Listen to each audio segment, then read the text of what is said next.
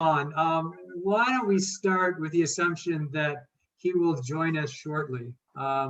So, Laura, are you doing roll call? Yes, be happy to. Thank you. Commissioner Golden, I'm here. Commissioner Haskell, Present? Commissioner Targ is not present yet. Vice Chair Koff-Sill, Here. Chair Taylor, Here. It looks and like- Commissioner Targ is just connecting. Are Yep. you there? Well, it's a time warp. We have a younger version of him. Yeah, I was gonna say. Do we know that guy? Commissioner Targ There we go. there we go, is present. Hey, kids. Okay. We got All it. right. Thank you. Great, thank you. All right, well, welcome everyone. It looks like we have 10 attendees in addition to the commission and staff. So are there any oral communications tonight that are not related to items on the agenda? If you have any oral communication, please raise your hand now. All right, seeing none, let's move on to the first agenda item, which is new business, which is the preliminary review of the application for a text change and a conditional use permit. So Laura, do you want to give us a staff report? Dylan is actually going to give the staff report. This Okay. is a joint effort. He's the main project planner, and we also had a consultant planner that was assisting us on this project. So we'll Okay, hand it great. over to Dylan. All right, so Dylan, take it away.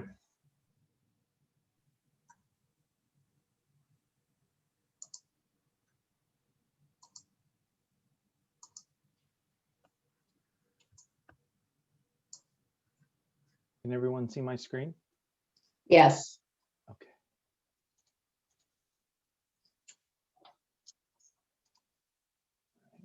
Just give me one moment.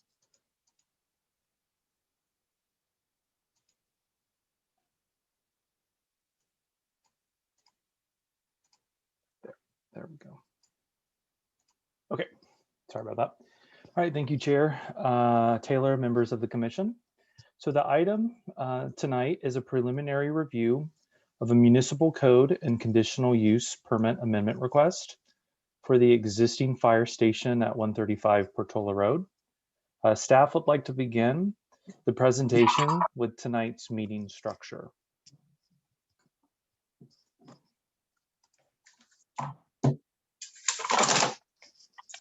So staff will present to the commission, doing that right now, followed by questions from the commission.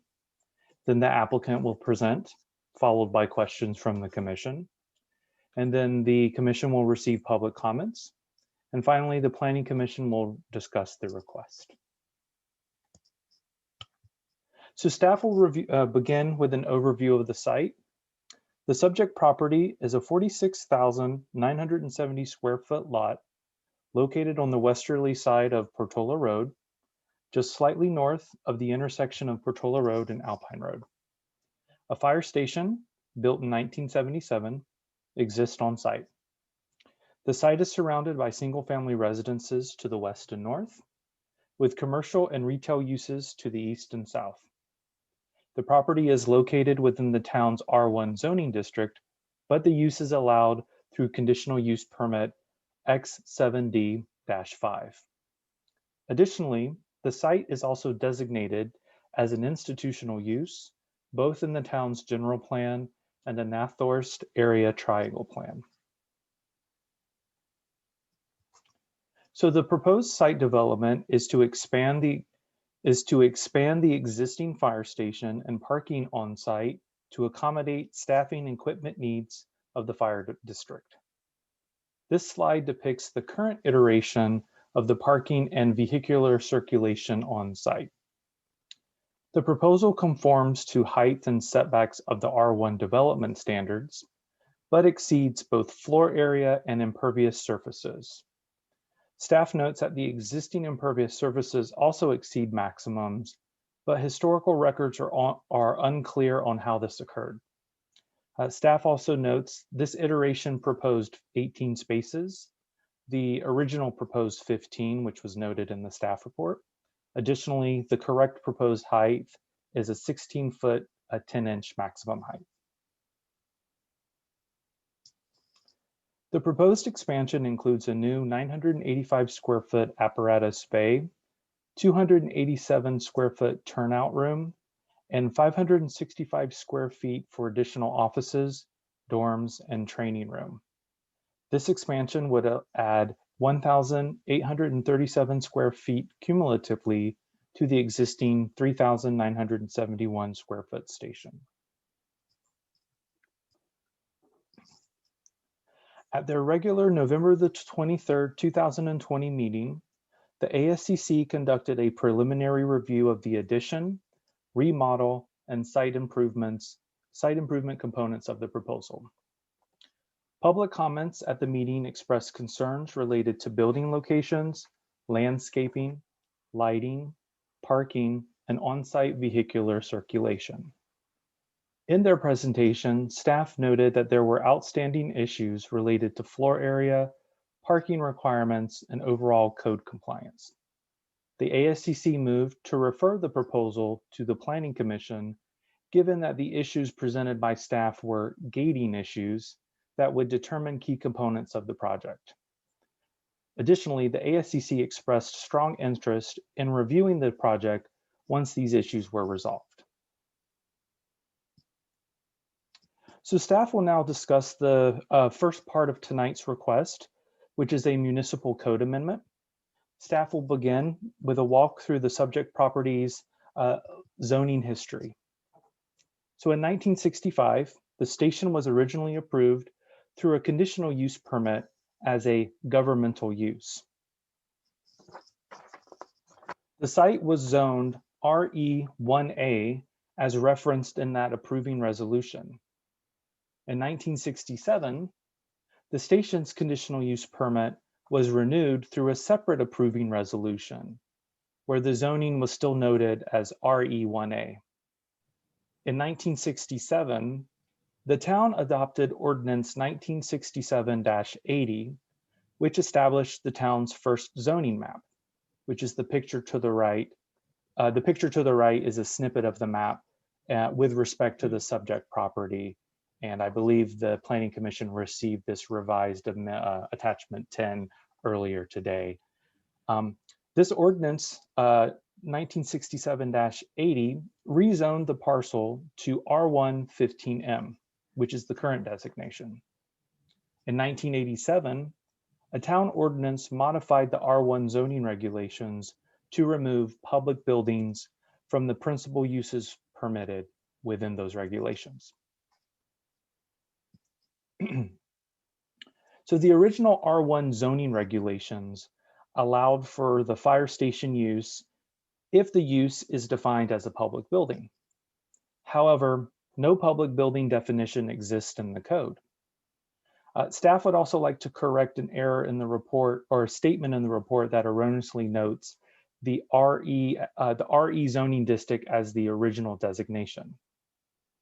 In 1987, the fire station use was removed from a principal use permitted in the R1, which created a legal nonconforming situation for the station. Legal nonconforming uses are generally designed to be phased out over time. The station's expansion would not receive protected status under the town code.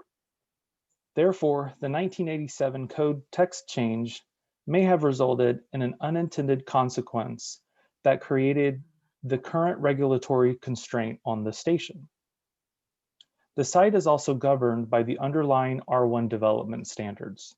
However, it may be more appropriate to regulate development standards for public building uses through a conditional use permit.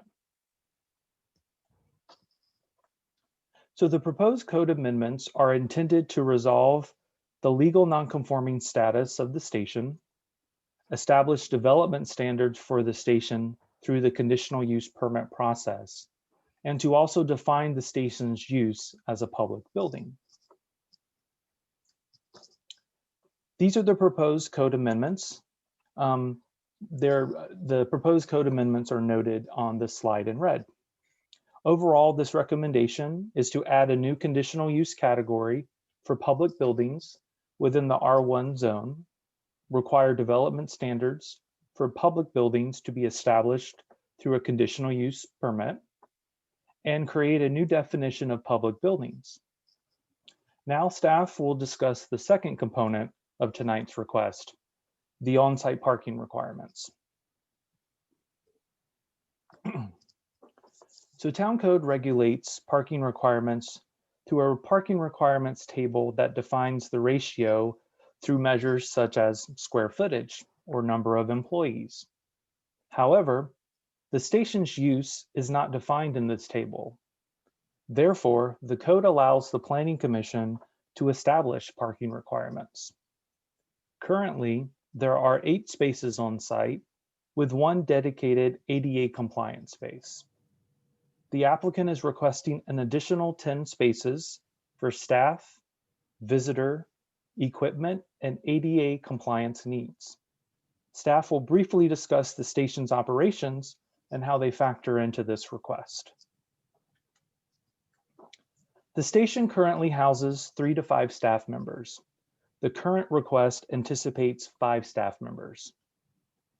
Staff work in 48-hour shifts, and all members respond to urgent and emergent calls.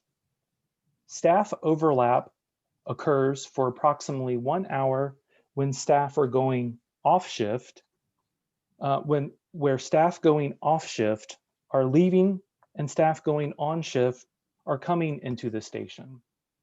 Therefore, a total of 10 staff members would occupy the station during this overlap. Now staff would like to discuss the third component of tonight's request, the conditional use permit amendment.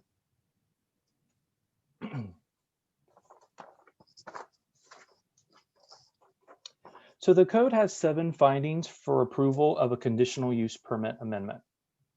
These following slides go through each of the findings where either staff analysis or items for the Planning Commission to consider have been included on each slide. So the first finding deals with the proposed use and its location in relation to the community as a whole. Staff concludes that the fire station is located near 2 main roads of town, Portola Road and Alpine Road. The use has been in existence since 1965 and is identified in both the town's general plan and the Nathorst Triangle Area Plan. The second finding deals with proposed use and if the site is adequate in size and shape for accommodating this use. Staff concludes that the Planning Commission should consider whether the site is adequate in size or shape for the expansion, and when all site features are taken together, do they ensure the use would be reasonably compatible with land uses normally permitted in the surrounding area, and would they ensure the privacy and rural outlook? The third finding deals with adequate service by streets designed for the quantity and kind of traffic the proposed use would generate. Staff concludes that both Portola Road and Alpine Road are designated as arterial roads in the circulation element of the general plan. Arterial roads are designed to accommodate heavy volumes of traffic and have adequate capacity for the proposed use as defined in the circulation element. The fourth finding deals with adverse effects of the proposed use to abutting properties. Staff concludes that the proposed use is a continuation of the originally approved 1965 use, that the use provides emergency services to the town. The proposed expansion brings the station into compliance with state and federal agency requirements, such as the Department of Homeland. And the additional equipment, floor area, and parking are designed to minimally impact abutting areas. Bless you. Planning Commission should consider any additional potential impacts on abutting properties. The fifth finding deals with the proposed use and its demonstration to be reasonably safe from hazards such as earthquakes or stormwater runoff. Staff concludes that the proposal intends to modernize the station, which was last remodeled in 1995, and a new on-site drainage system is a component of the proposal that should address neighbor concerns related to drainage issues for stormwater runoff.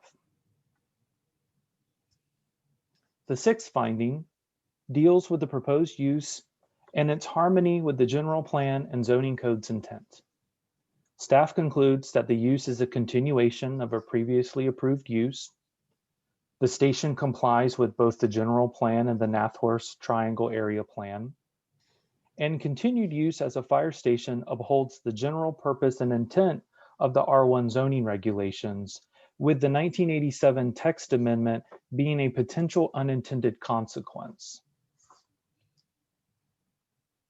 The seventh and last finding deals with the proposed use should serve primarily the town and its sphere of influence. So staff concludes that while this finding is not expressly required for the proposed use, the commission may want to consider that the fire station provides emergency services to the town. The proposed expansion will allow emergency services to be more efficiently and effectively provided to the town. And the continuation of the proposed use as a fire station is imperative for the town's public safety. So with the findings for approval discussed, staff will now turn to public comments. So can we do commissioner questions before we do public comment? Oh, I think he's just giving his report about public comments. Right, and normally we ask clarifying questions and then we open it up for public comment. Yeah, So- we're still in the middle of the presentation, Craig. We're just going to talk about what public comments have been received. I'm sorry, I thought he was going to open it up for public comment. I apologize. Not yet. Is what he said. As part of its required noticing process, the town mailed a notice to neighbors within a 1,000-foot radius from the subject property on March the 5th, 2021. The comments received after report publication have been forwarded to the commission today by staff. Staff also notes that several public comments were received at the November the 23rd, 2020 ASCC meeting.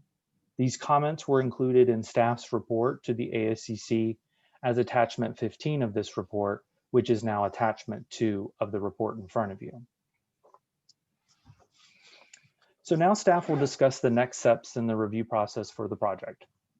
After tonight's hearing, the project will return to the ASCC for recommendations on the architectural and site development permits. Then the project returns to the Planning Commission for recommendations on all required permits to the Town Council. Lastly, the Town Council will be the final decision-making body for the project. So in evaluating the three components of tonight's request, the Planning Commission may want to consider the following questions in their discussion.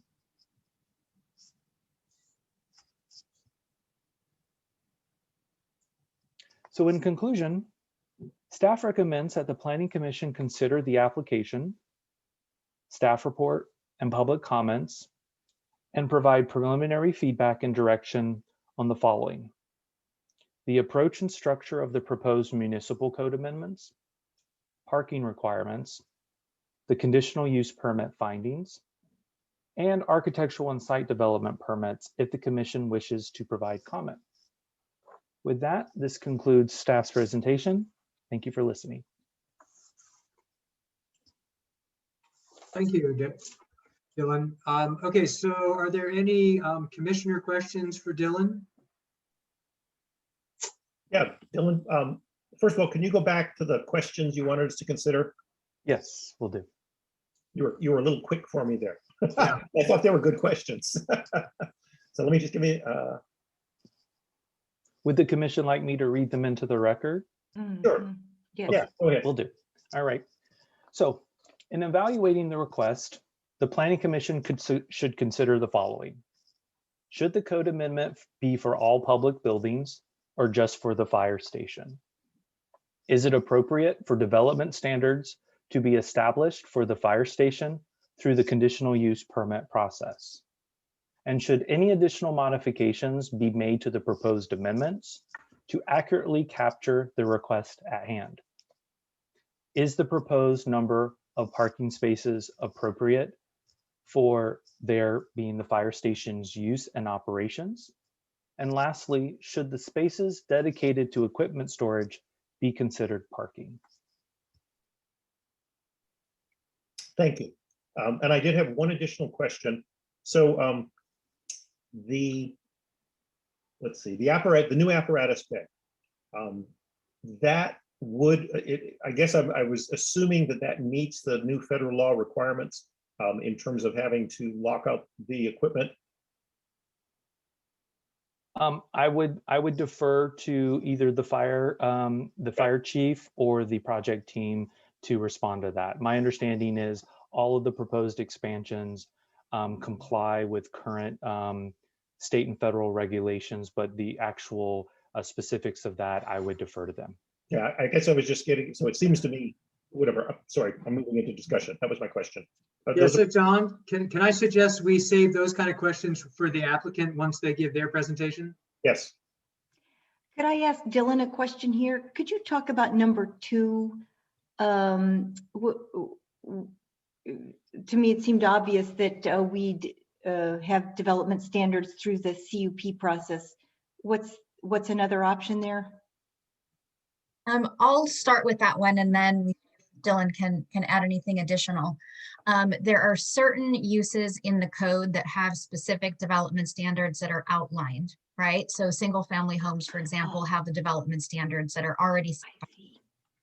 The land uses that we have in town that are less common have been set by conditional use permits in the past. But we don't have a specific code requirement that allows that to be done for the fire station. I see. Right, so you're asking, should we make a separate category? I've seen that list of things that's like I think I've seen things like if you have a retail space, you need to do these things. You're saying, should we add another category? Like if you have a fire station, here's a few items. So we're saying if you have a fire station, the development standards of the underlying zoning district would not apply. Instead, the planning commission or whoever grants the CUP would set the development standards. So you would still have to meet the findings, but you could address the specific needs of that particular land use at this location. Got it. Oh, and then could you talk about number 3 on this list too? That maybe the same way. What are the different choices there? This is really intended to be an open-ended question to capture any community concerns or any ideas that the commission may have about how to approach the code amendment. Got it. Thanks. Okay. Nicholas, do you have any questions for Dylan or for Laura?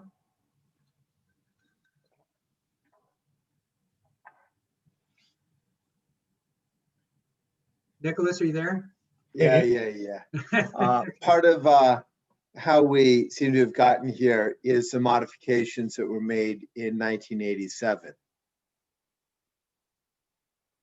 through the amendments to the ordinance. Is that correct? That Yes, is is correct. That's correct. So if and we're unclear why the public buildings language was removed. That is also correct. In 1987, how did the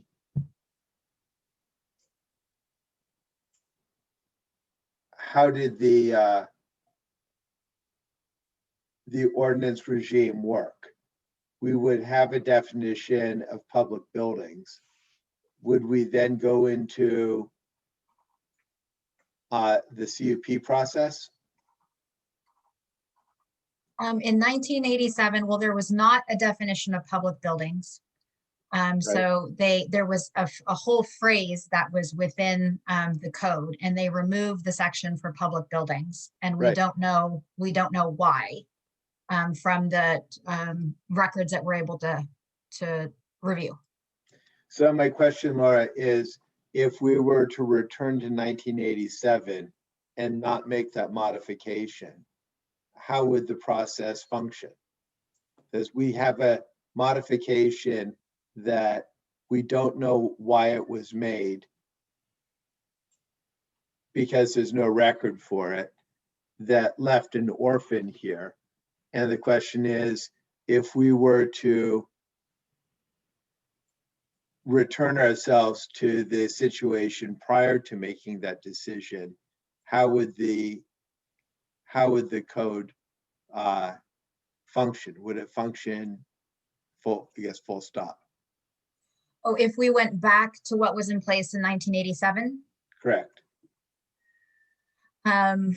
So Because we Dylan, seem to have yeah, a change that was made for reasons that nobody understands. And it's not clear that it wasn't an oversight. And my question is whether we do a do-over and return ourselves back to the situation ex ante. so if we put the public buildings back where it was in 1987, we still wouldn't have a definition of public buildings, so that I'm would okay. still. I'm okay with that. We can do that Okay. on a case by case Um, basis. We've got. I believe it was a permitted use, not a conditional use in 1987. And there also would not be a provision to allow the development standards to vary from the R1 zoning district. So it would be both more and less restrictive at the same time. Correct.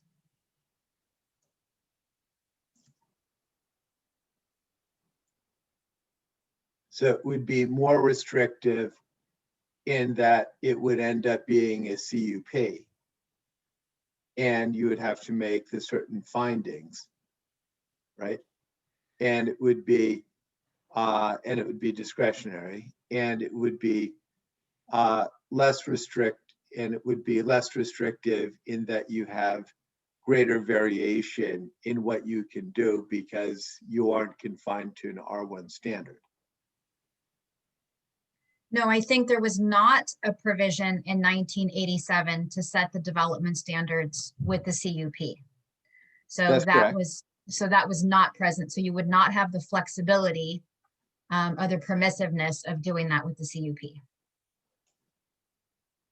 And I'm sorry if I'm not following the rest of your question. So Nicholas, I think what she's saying is that even if you had the CUP, you still basically couldn't do the development because they were still be tied to R1. Right. No, that's right. So it's less restrictive. No, Or it's yes, more restrictive because it's more both the, restrictive, it's the R1 restrictions plus the CUP restrictions. but there wouldn't be a CUP restriction back in 87. You're just tied to R1 as I understand it, Laura. Is that correct? That's my understanding, yes. But in this case, that would be more restrictive because they're looking to exceed the R1 Right. zoning. Got it. So it's both discretionary, but within that initial discretionary decision, we have greater flexibility to construct the station as proposed. So can I suggest that we not get too deep into the discussion here? We can continue this once we get to the discussion phase. Are there any other questions that we want to ask staff? Yep, I have some. Yeah, go ahead, Judith. All right. What is the implication of point number 1 here? If we are talking about public buildings versus just the fire station, what other public buildings might be impacted or might have a different route because of that amendment? We are not aware of any other public buildings that may be proposed. We've thought about who the different providers are of different public services, and we're not aware of anyone that is seeking to increase their public buildings or public facilities in town.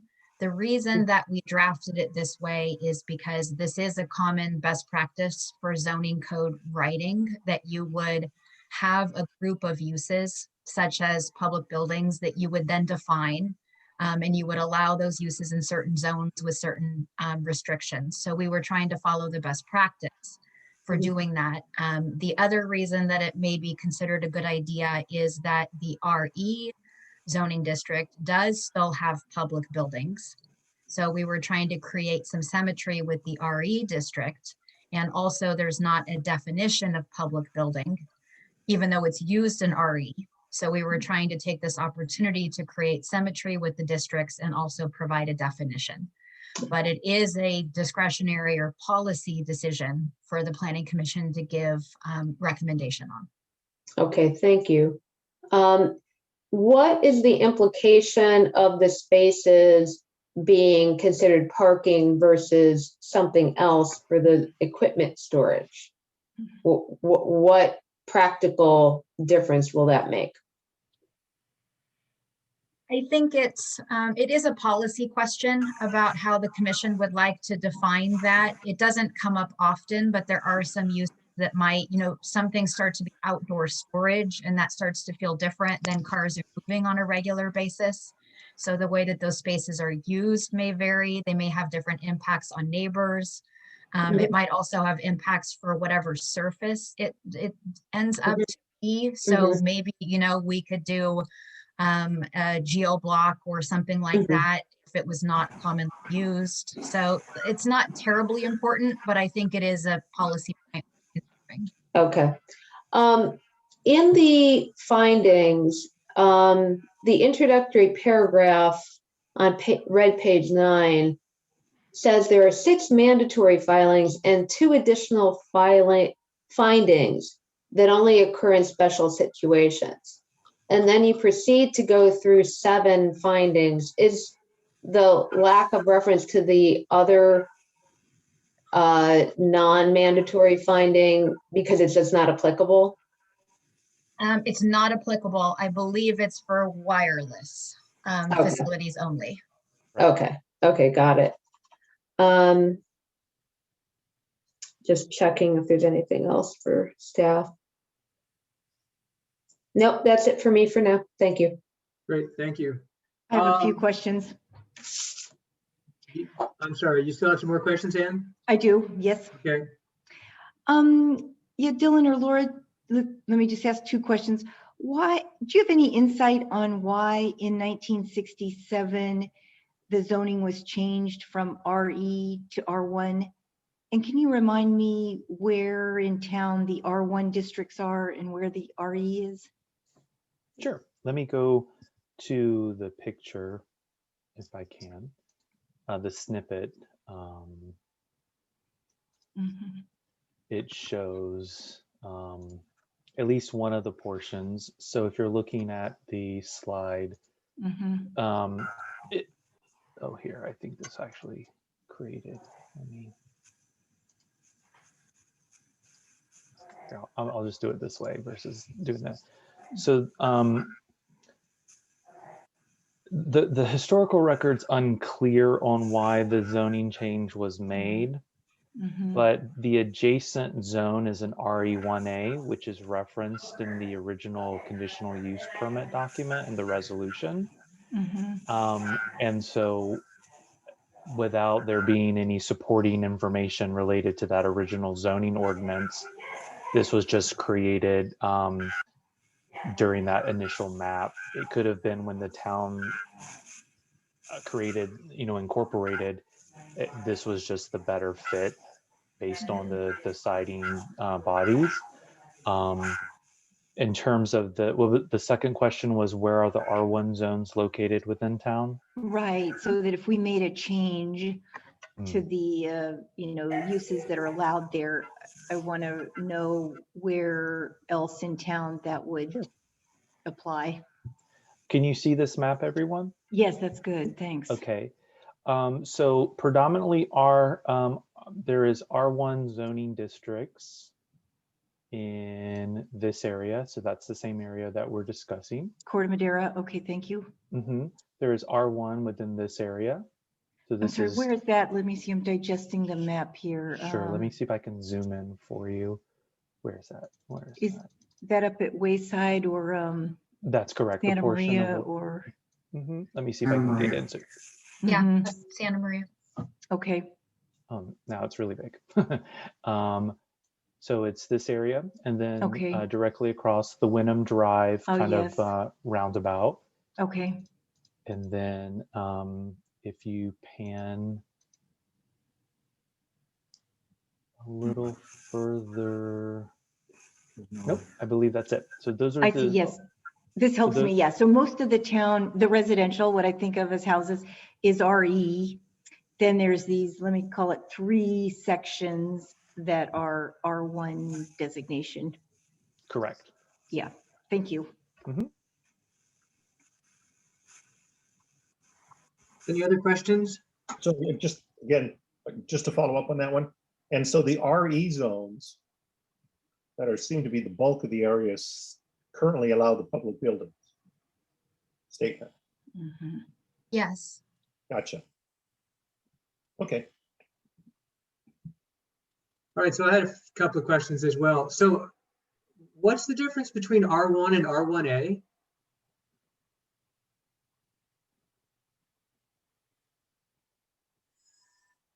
Sorry, I was muted. I don't know. Dylan, do you know? It's a great question. My understanding is there's additional requirements built into the zoning code. So like the additional letters that precede the RE and the R1 relate to, there's a table in the code that has certain lot size requirements, maximum floor area, and impervious surfaces. If I have an opportunity, I can find that table. It may not answer the question, but it at least shows you how that's described within our town code as best as possible. If I can have a few moments, if you don't mind.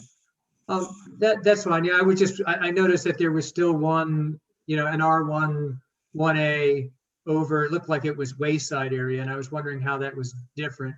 Because I guess I was just sort of interested hypothetically, is it possible to rezone the fire station rather than doing this amendment? Does that make any kind of sense?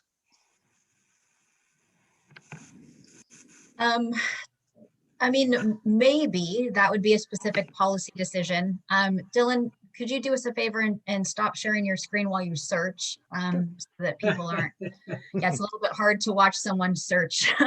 Sure, sorry about that. So yes, I mean, that is technically an option. We didn't think necessarily that that was the best option for consideration, and it's not what the applicant has applied for, but it is technically possible for that to. Okay. And then the proposal, if we allowed public buildings in R1, we would still require CUPs for any public building in R1. That's the proposal, correct? Okay. And Carter, you have your hand up. Do you want to mention something through the chair? Yes, if I could through the chair. There is a potential, since the property next door, in Ramey's Automotive is zone CC, to utilize that zoning district, for the fire station. It would allow the floor area, impervious surface is not limited in the CC zoning district, and the building would be in compliance. It still means that every use, including the fire station, would, because every use in a CC zoning district, except for a single family residence, requires a conditional use permit. So that would be an alternative rather than the next amendment. Okay, great. Thank you for that. That's my opinion. Yeah, no, that's fine. And that's not what we're here to talk about tonight, but I was just trying to make sure that the commission had enough of the options before them. The other thing, Dylan, I was curious about, or Laura, you could probably answer this. So after we go through this process, this is going to go to the town council for approval. Is that only if somebody objects, or is that standard practice? Because of the zoning text amendment proposal, it has to go to town council for approval because it's an ordinance to change the municipal code. Okay, So if it wasn't, if it's it not the wasn't a fire zoning code station- amendment, Yeah, it's not the fire station proposal, it's the code amendment proposal that's going to the town council. the whole project would go to town council for their review, but the reason why is for the zoning text amendment. Great, thank you. Okay, great. That's all I have for now. Oh, and I have the answer to your question. So 1A refers to the lot size, so that would be 1 acre. So 2A would be 2 acres. So that's the designation. It just refers to the minimum lot size requirement in that zoning district. Okay, so it's sort of it's a weird it's kind of like RE, but it's R1 with a larger lot. That's my understanding. Yeah, good enough. Let's not dwell on it, but thank you. I appreciate you finding that for me.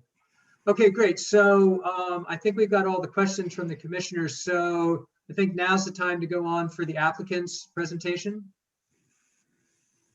So Carter, are you doing that, or who's up for the? Rob is our fearless leader. Okay, Rob, lead on. Let's just hope that we can get this all right.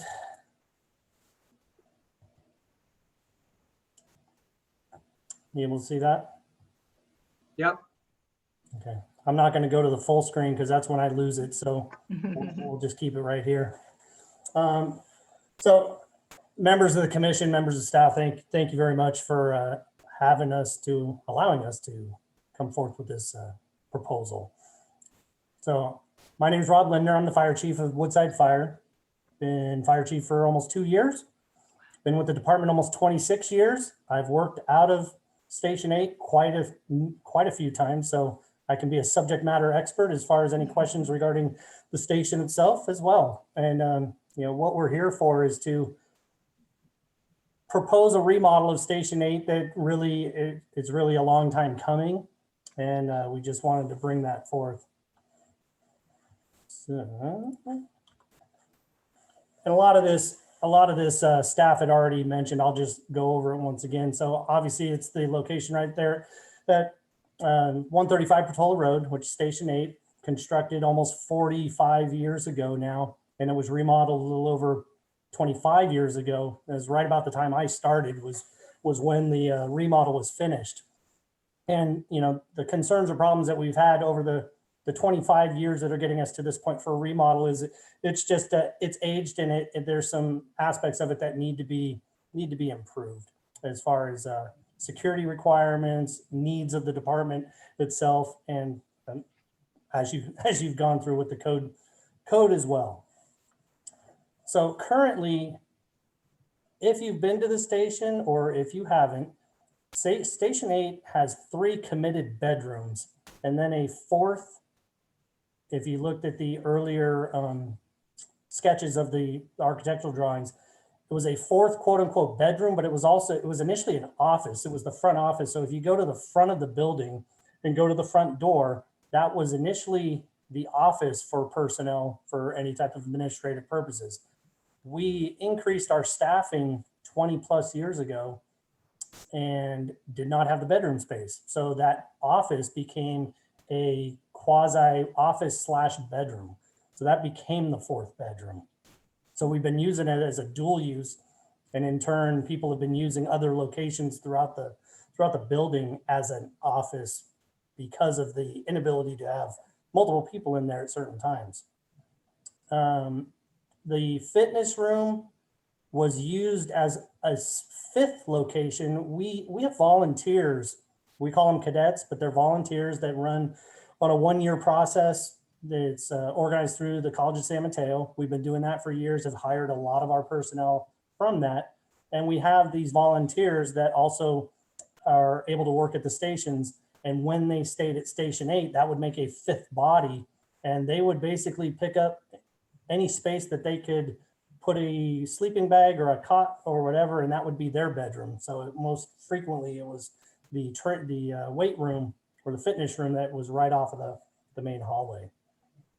So other things that we're looking at is the turnouts that historically have usually been in the garage or the apparatus bay of a fire station. History and research has shown that could be a hindrance to the overall health and well-being of firefighters. So over the course of remodels and rebuilds, turnouts have been relocated to its own separate room or building. So we are going to be addressing that as well. The apparatus, as was kind of discussed earlier,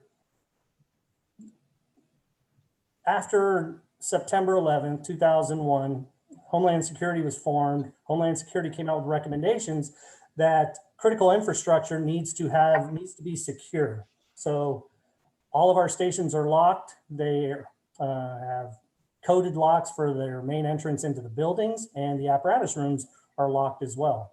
We've had 3 apparatus at Station 8 for as long as my career, and the third piece of equipment has always been outside. It's either been outside open or it's been outside with a covered little makeshift carport, etc. We've moved that from Station 8 to Station 7 currently, but its intent is we have a third vehicle out at Station 8, but it needs to be secured. It needs to be behind some type of locked doors for security purposes. Parking, as it's been mentioned a lot of times, when we say not enough parking, during the day, if you were to look at 1 o'clock in the afternoon on a normal day, it appears that parking is sufficient. But with the changeover of shifts, with the ability of the public to conduct any business, whether that be just a normal office visit to meet with a firefighter, a captain, et cetera, or if we conduct any other business, i.e. a station tour, where numerous people are coming from the outside, whether it be a school or church or anything of that nature, parking is pretty much non-existent. So they either take up as much of our entrance ramp or they park out on Portola Road. So, it's in our best interest to have additional parking. It's not our intent to have additional parking, and that allows us to make sure every single space is covered 24 hours a day as far as having those vehicles, but we need to have that ability to safely park or house vehicles in that respect. And it also allowed, when we were looking at the plans, we either have visiting apparatus for either within Woodside Fire from other stations, or we have other departments, whether they be on a move up to cover the Portola Valley area, they have to come into the location and leave the location. If the garage doors are open, which they shouldn't be, they could just go through and through. They come in through the ingress side, they leave through the egress side. But if those doors are locked, it would be easier for them to just have a drive-through type of location. We had initially one proposal that was changed that I'll go over afterwards, but it allows us the ability to do that. So the staffing that was also discussed by staff, the minimum requirements we have for Station 8 is 3 personnel. 4 personnel would be the paid individuals, which we've had for a number of years. So that wouldn't change from, we're not looking to exceed amounts that we've never had. The 5th person is the non-paid cadet or volunteer. Once again, that's not changed. Currently, we don't have our cadets go to Station 8 other than just during the day, because for any type of quasi sleeping arrangements, it's not in their best interest. So we usually don't encourage that. The shifts, as were stated, are 24-hour shifts. We work 24-hour shifts, but we work them consecutively. So we have 3 different shifts or 3 different platoons. So they work a 24 on and a 96 off, meaning one shift will work, as an example, Monday, Tuesday, next shift will work Wednesday, Thursday, following shift will work Friday, Saturday, and then that rotation continues again. The change of shifts, so the shifts officially start at 8 a.m. And as staff was stating as well, there's about an hour overlap between the time frame that people will come in. They come in a little early. They have to do any type of changeovers or discussions with the off-going versus oncoming crews to let them know what's going on until the off-going leaves. So it's a good hour to an hour and a half that occurs, and that's pretty consistent on those third days. And as I was stating, the cadets or volunteer program is run through the College of San Mateo. Multiple agencies in San Mateo County utilize it, as we do. Like I said, we've hired a lot of our personnel off of it, and they are able to work at all 3 of our stations. I have here the chipper crew. The chipper crew, as it's seasonal, but it's becoming less seasonal because of the ongoing issues that we have with preparedness, wildland fire potential, and hazard, fuel mitigation. It's pretty much year round, but this allows and they've been doing it for years already, but just as a note for all of you, they do utilize Station 8 when they are in the Portola Valley area, rather than having to go either back to Woodside to our station there or up to Emerald Hills. They're able to house their equipment for that period of time. It's the same stuff that they've had. There's no anticipated change to do that, but they're there as well. So the vehicles itself, if you were to go there today, the primary vehicle is engine 8. That's our fire engine that runs the overwhelming majority of the calls, staffed with the 3 or 4 individuals. What they do is we do what's called cross staffing. So we have an additional vehicle, which is our water tender 108, which looks like from the front, looks similar to a fire engine. But if you look in the back, it's got a big stainless steel tank that's got over 4 times the amount of water than the engine does. So if we have an incident that we need more water, we would cross staff into that vehicle and send that vehicle out. And when we had engine 508, that was our patrol. That's the 4-wheel drive patrol. Looks like a truck chassis, looks like a pickup chassis that has like a utility truck or utility bed on it, and also has 4-wheel drive capabilities. And that's been utilized not only for wildland or going off road, but difficult to reach, difficult to access points. You can, as an example, areas off of Portola Road going up into the hills, it allows quicker maneuverability than a fire engine would, and that's housed as well. Some of the other things that we have is we have a communications trailer that is currently on site. It is operated through citizens of the district, members of Portola Valley, currently members on the Portola Valley Emergency Preparedness Committee. We've offered to house the communications trailer there. It's been there for quite a while now. They do the maintenance on it, and it provides a critical communications support in the event that there is some type of communication failure in the town. They have the ability, as basically a ham radio, they have the ability to get it to any location that they need to provide the services to get communications up and running for communications to the town, to San Mateo County OES, et cetera. And that same thing with the chipper itself, or support apparatus for the chipper program. Same thing, it was mentioned a little bit by staff. The job duties of those individuals at Station 8 is not just 911 calls. They do emergency, they do non-emergency calls, they perform, non-emergency inspections, daily activities, inspections, training, meeting with the public, et cetera, offsite, as well as doing that on-site. So station business can relate to anything, whether that be, in conjunction with the training that's listed next. They do, internal training, whether that be computer-based, whether that be tabletop-based, whether that be, anything that will gain their experience. They do that in-house as well as on-site. And we also do the exterior training on site. We've been doing that for the 25 plus years I've been here, is that we don't have a corporation yard. There's not a lot of open areas in the town.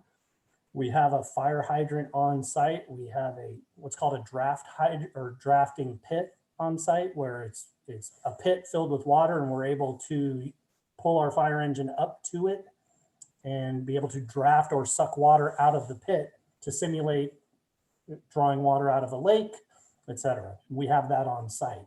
So we conduct our hose drills, our ladder drills, probationary firefighter drills, our driver operator, they gain experience. We do that not only on site at Station 8, but we do it at all 3 stations, and we've been doing that forever, and we continue to do that. There's no anticipation that with any of this in the future that we will able to increase the amount of time or noise.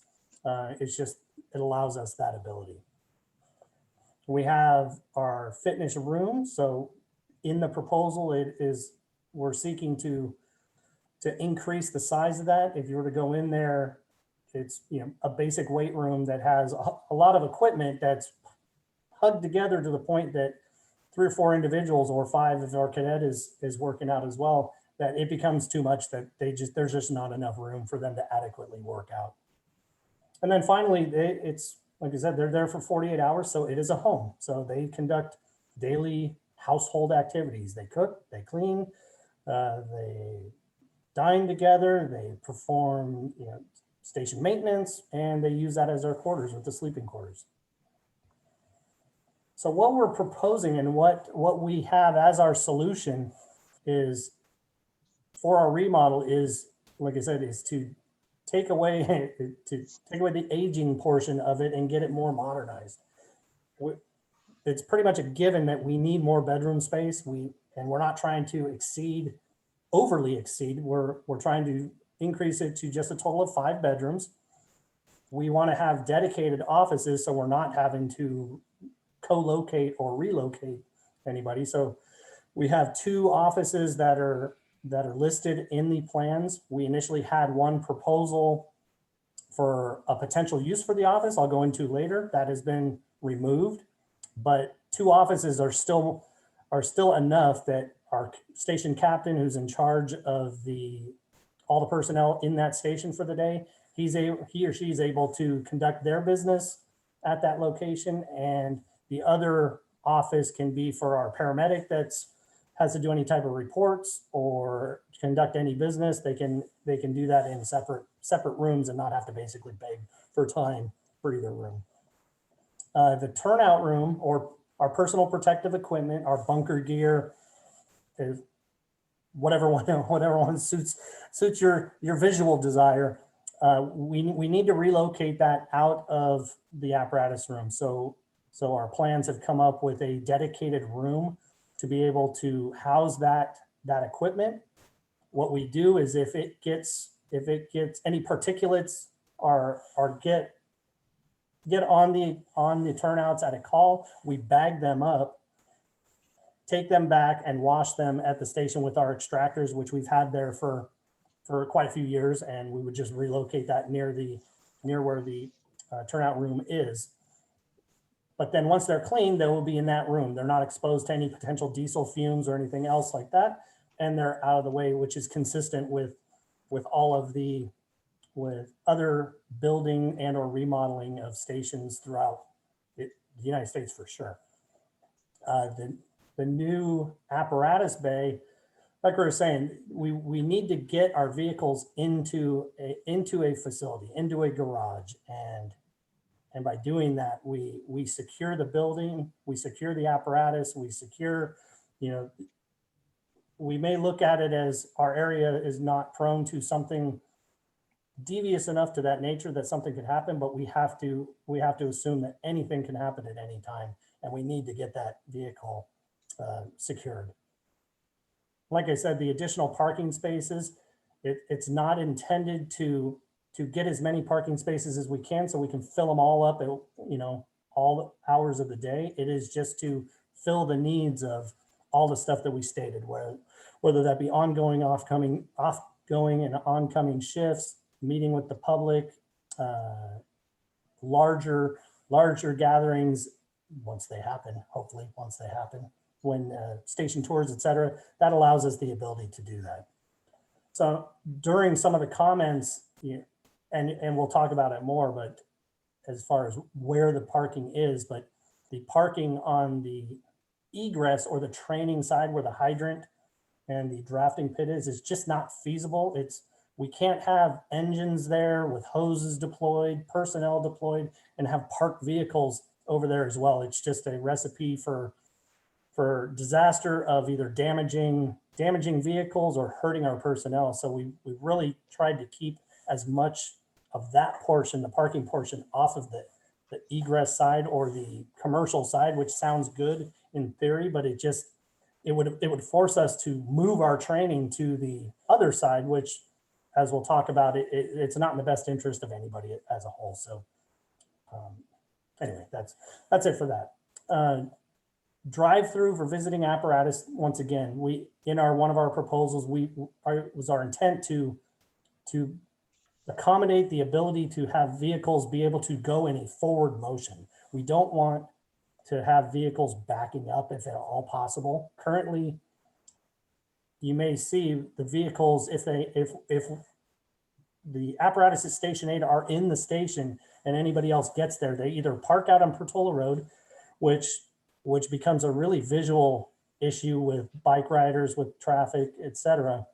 Or they basically have to pull onto Portola Road and back in to the facility, which once again, you're at the mercy of a bike rider who could be riding by behind it as it's backing, etc. So we don't want to do that if we can. It's just not safe. We want to improve the training facility, so we want to, like I said, we want to increase the size of that, and by increasing the size, we could have the ability to not only train with physical fitness, but they have the ability training didactically as well. And last, we just need to do a general building remodel. It's 20, 25, 26 years old, so it needs a new roof. It needs a remodeled kitchen. It needs painting. It needs floor finishes, etc. So that's what we intend to do with that. So what we did is we've met with the neighbors. We started this process of meeting with the neighbors. It's now coming up on almost 2 years. That was when we had the first meeting with neighbors, and we've met here at our administrative offices. We've met at the location of our architect.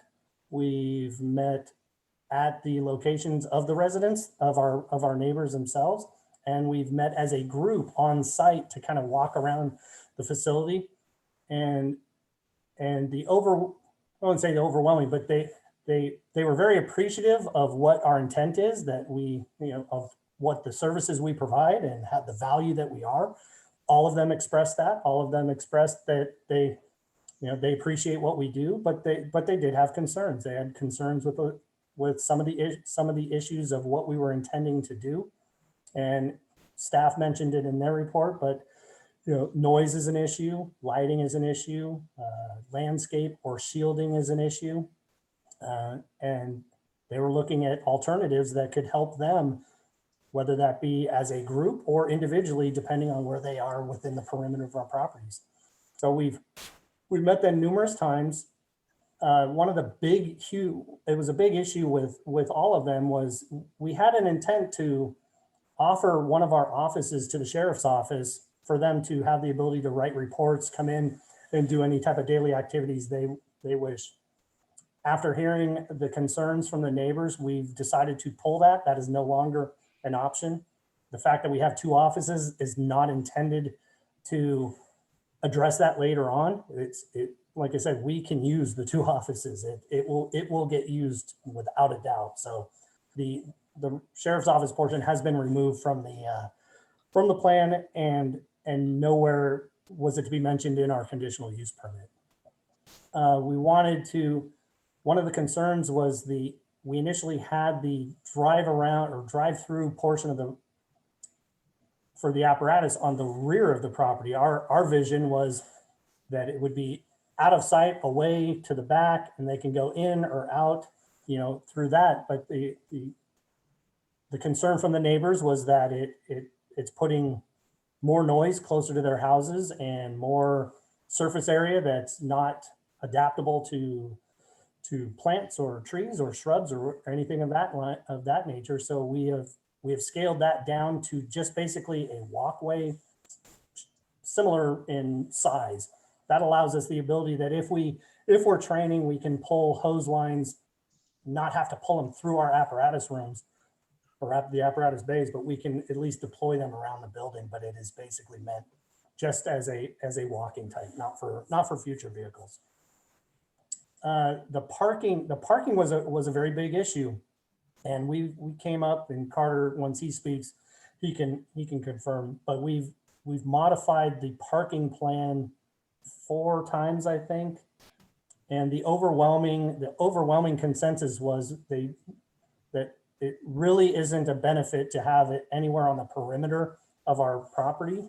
We know that having it in the front of the property may prove to be a concern, But given the fact that we are around on two sides of commercial properties, I think the risk versus reward was outweighed because the residents were very appreciative that we changed that plan to move it to the front of the building and still have the ability to have an ingress egress type situation where they can come in on one side, park, and then leave on the exit side. And it would be wide enough to allow any visiting fire apparatus to do that as well, to hopefully get them off of Portola Road.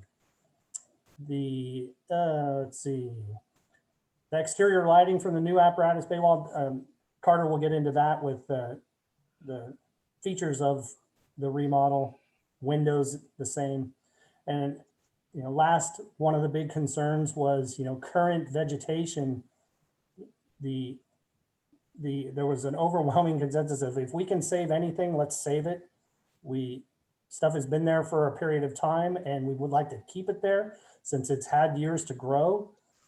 We're very receptive to that. We want to keep anything that we can possibly keep. We will keep anything that we can possibly add to benefit any shielding to make it more beneficial or appeasing to the neighbors. We are willing to do. We had a landscape architect go on the walkthrough with us. My understanding that independent landscape architects have been called as well. And so we're receptive to all of that. So that's not an issue to us. We feel like we've been good neighbors for quite a few years and we want to continue to be good neighbors in the future. But the bottom line is we are in desperate need of doing this remodel for these reasons. And that's pretty much all I have. Thank you very much. Thank you, Rob. Is there additional applicant presentation? Carter, you have stuff to say as well?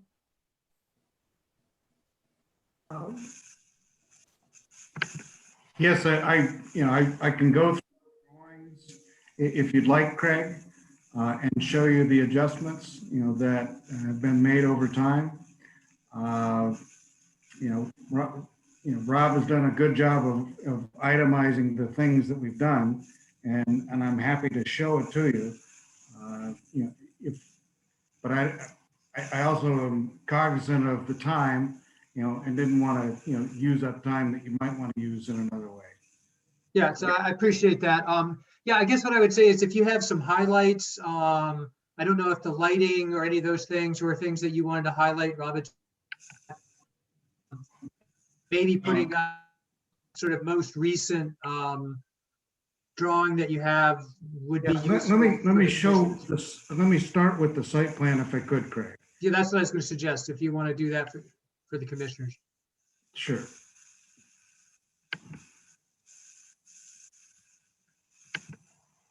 So let me get rid of this. So, you know, in the site plan, you know, on the left is the existing site plan, you know, which has, you know, the ingress, you know, coming on, you know, the right-hand side, you know, and the drive-through bays coming through and exiting, you know, on the Ramey's Automotive side.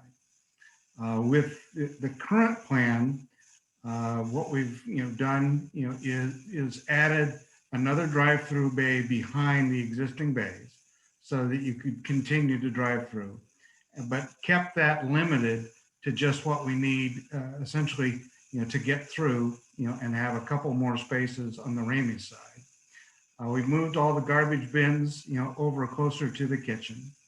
And then, you know, the most major change, you know, is having, you know, the drive-through, you know, for visiting engines, you know, and for cars coming out to the front yard setback.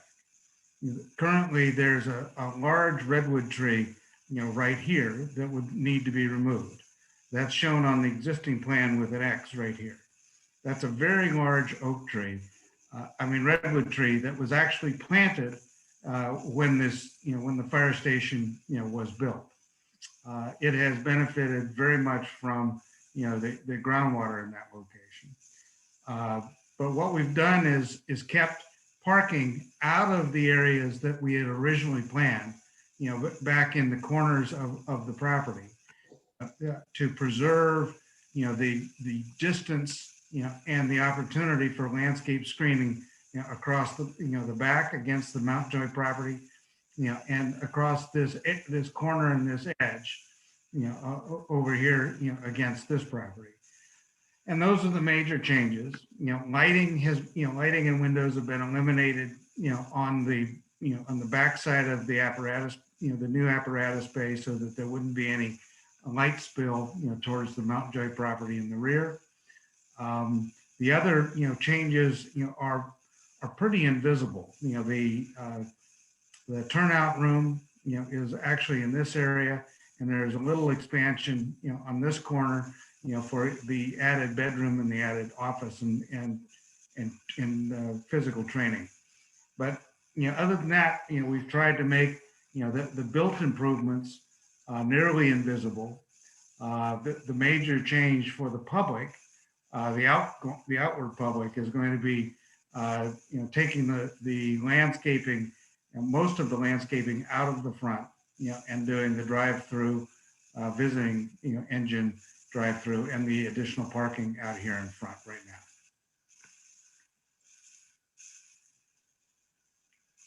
Any questions, Craig? There's a lot of other changes, but those are the most germane. Great, thank you. So commissioners, do you guys have questions for either Rob or Carter? I do have one question for Rob. Go ahead, Ann. Yeah, thanks, Chief Lindner. Could you go back? I think it was slide 3. There was just one thing that up to me. I took it off of mine.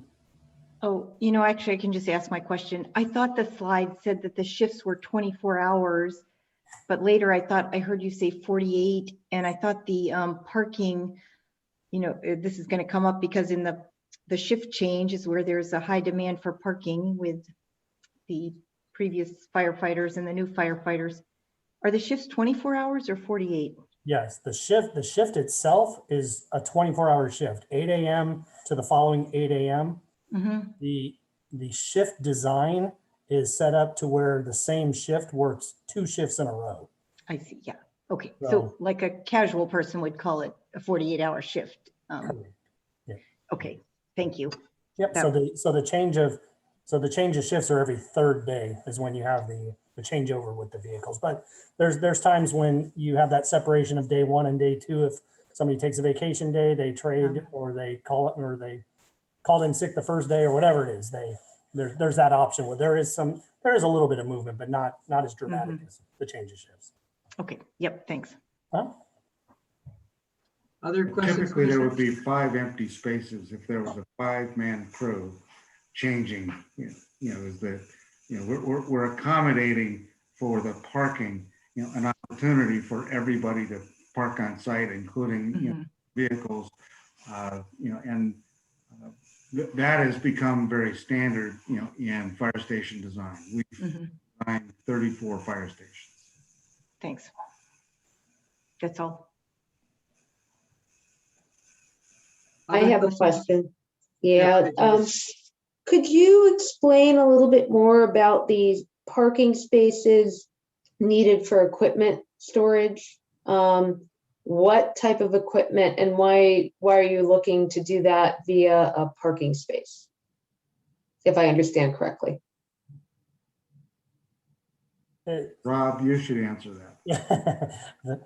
I was gonna defer the parking space definition to you, but no, as far as the equipment, like I was saying, that the communications trailer, that's one of them. We used to have a Red Cross trailer that was, small 6 foot trailer that was on site. So that allows us the ability to do that. And we would locate any smaller equipment on that commercial side.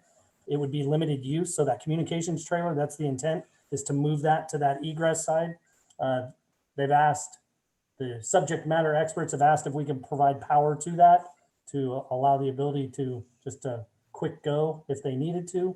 if we had some type of Red Cross type trailer or something that would be more low profile, so it wouldn't be as much of a visual deterrence to the neighbors versus the standard parking that would be in the front or the personnel parking. Would it be accurate to say these are vehicles or things that need to move and they need to occupy that size of space, or? Yeah, generally in what I'm thinking is they would have wheels, so it would be Yeah. trailer based or something along that lines. And you need 4 of them, is it? There was 2 for sure, and then there was 2 ADA. I don't remember the breakdown. There were 2 ADA and 4 for equipment that were parking spaces, and And that could be for our chipper. The chipper is it's about a 6 foot, 5 to 6 foot height. That would be, that has the potential to be housed there, which once again is trailer based. okay. And my last question is, it's kind of a shame from my perspective to get rid of a redwood tree that was planted when the building was built. But can you just talk to why it's important to have that ability to use that front portion where the tree is for the I forget what you called it, visitor, or like just speak to that a little bit more and explain what's driving that, and if there's no other way. Rob, do you want me to put the drawing up? Would that be easier? That'd be great. Now, the overwhelming response on that one was feedback from neighbor feedback, because it takes it away from the perimeter of the three houses. And we also we can't have that much, like I was stating, we can't have that type of parking on the egress side, which is where we do our training, where the hydrant is located. Carter, if you can. Yeah, so the training area is right here. There's a tank underneath this area, and there's, this is where they draft, and there's a fire hydrant right next to it. Our original plan, was to keep, the drive-through, the visiting drive-through area behind the apparatus.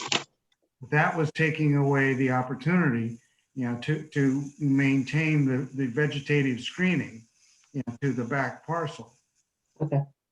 And then we were doing, the parking that now we've got out here in the front. We were doing that in the area, of the lot, that is currently, mostly vacant, over in the northwest corner of the property. And it was desirable from the neighbors, to have that, be available for a vegetative screen on these 2 sides, rather than having vehicles in that area.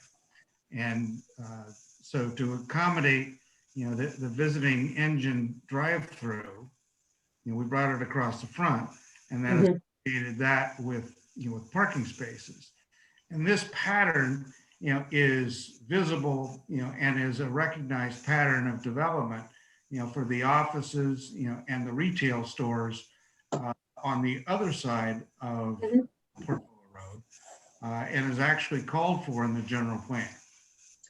So we opted for that, and we're looking forward to the Planning Commission's appreciation of our efforts, to accommodate, the visual screening and the reduction, of parking, at the rear of the property as a far better relationship to the residential neighbors, and that there has to be a push and pull, in order to accommodate the emergency response of this station. Yeah. That was a helpful explanation. I just needed to hear it in more detail. Thank you. Okay. Would anybody else like to see this, or I can stop the share? You can leave it up for right now. Are there other questions, commissioners? Yeah, this is Nicholas. How is this green rated, either through LEED or Green Points? It will be Green Point rated. The LEED certification is very difficult for a very small addition. And have you scored it, Carter? I think we have as part of our application. I don't know for sure.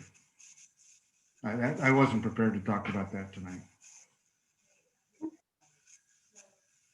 I thought of another question, Craig, that I have for Rob.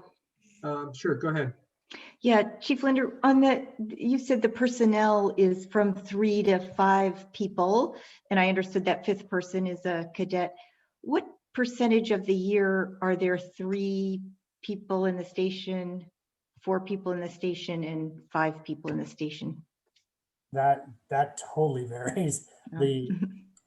The ability for our cadets is basically year round. They change yearly. They are in line with the school year. So if the school is off of on any type of break, whether it be a winter break or spring break, then technically they are not supposed to be providing any of these services insurance wise, but they have agreements for the summer session to allow the ability to do that. So it's how they schedule themselves at the location. So it could be as many as every day, but you know, historically it's not to that extent. I wish I'd give you a percentage, but I don't know the percentage. And the other personnel is based on our staffing. If we were fully staffed with no sick calls, no vacations, then we can have that, 4 to 5 people. Otherwise, that's when it drops to the 3. Thanks. John, did you have any questions? Okay, great. Oh, I did not know. Yeah, no, I got your nod. Thank you. Greg, So I've had got a just further 2 question. I'm sorry, go ahead, Nicholas. So trying to understand the need for the parking, it sounds like the primary issue, as I understand it, is at shift changes. Is that right? Where one could have potentially 10 or perhaps 12 people or vehicles? That's the consistent one. Once we're back to in-person gatherings, we do have days where we have birthday parties at the station. We have the Boy Scouts located at the station, and school and church tours are also at the station. So it becomes a really big, huge parking issue on the ingress side. Starts to get bottled up, and then Portola Road gets bottled up. Has there been consideration of having some form of lease agreement or temporary lease agreement with Roberts or the adjoining office park? I'd have to talk to the tenant that's on this meeting. It's the architect. No, generally that parking lot gets pretty full, so I've never explored that. No. My thought is that it does get full, but it doesn't necessarily get full at the same time as, that is, during the daytime at Roberts, it is frequently not full. I don't know if there's a way to synchronize changes. And it's a little bit like planning a parking lot for Christmas at a shopping mall. Yeah, we do that. We do that at Station 7 because we have our really large event, whether that be Easter or Christmas, and we have an agreement with the town that they basically open up. They remove the no parking on Woodside Road for that short duration of the event. But we haven't. I haven't explored it with any of the landowners or the leaseholders of the property across the street. It feels like you have a really as kind of a situational issue. I mean, it happens on with some degree of frequency, but it's a 1 hour every other day kind of changing of the guard.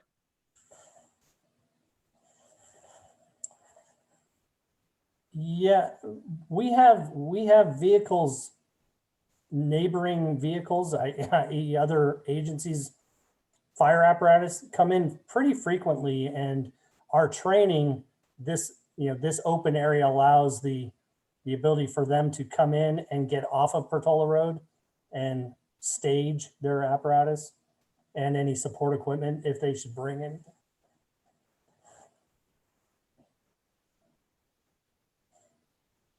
I mean, when there's an active call, you know, and engine 8 is out of the station and engine 7, you know, is someplace else, and engine 19 can't backfill, you know, station 8, you know, then the dispatchers actually send Menlo Park, you know, or Palo Alto up, you know, to backfill, you know, this area to make sure, because this is an area that needs to be covered, you know, at all times. So those visiting engines are here on a very regular basis. No, I follow that. They're able to accommodate with the present condition. And my question is, and again, how much of this is, you know, planning for Christmas? And, you know, it may be that when Christmas comes, you really need to have, things really need to be available. And you need to plan for a worst case situation. And I'm sympathetic to that, particularly for a life safety kind of operation. So I recognize that, but we're making a pretty significant change. And again, I can't help but notice that there's a very large existing, frequently empty parking lot across the way. And the question is whether there's some opportunity there for a parking lease agreement. Well, I can't speak to it specifically since I'm not the landlord. Fair enough. Thank you. Right, any other commissioner questions?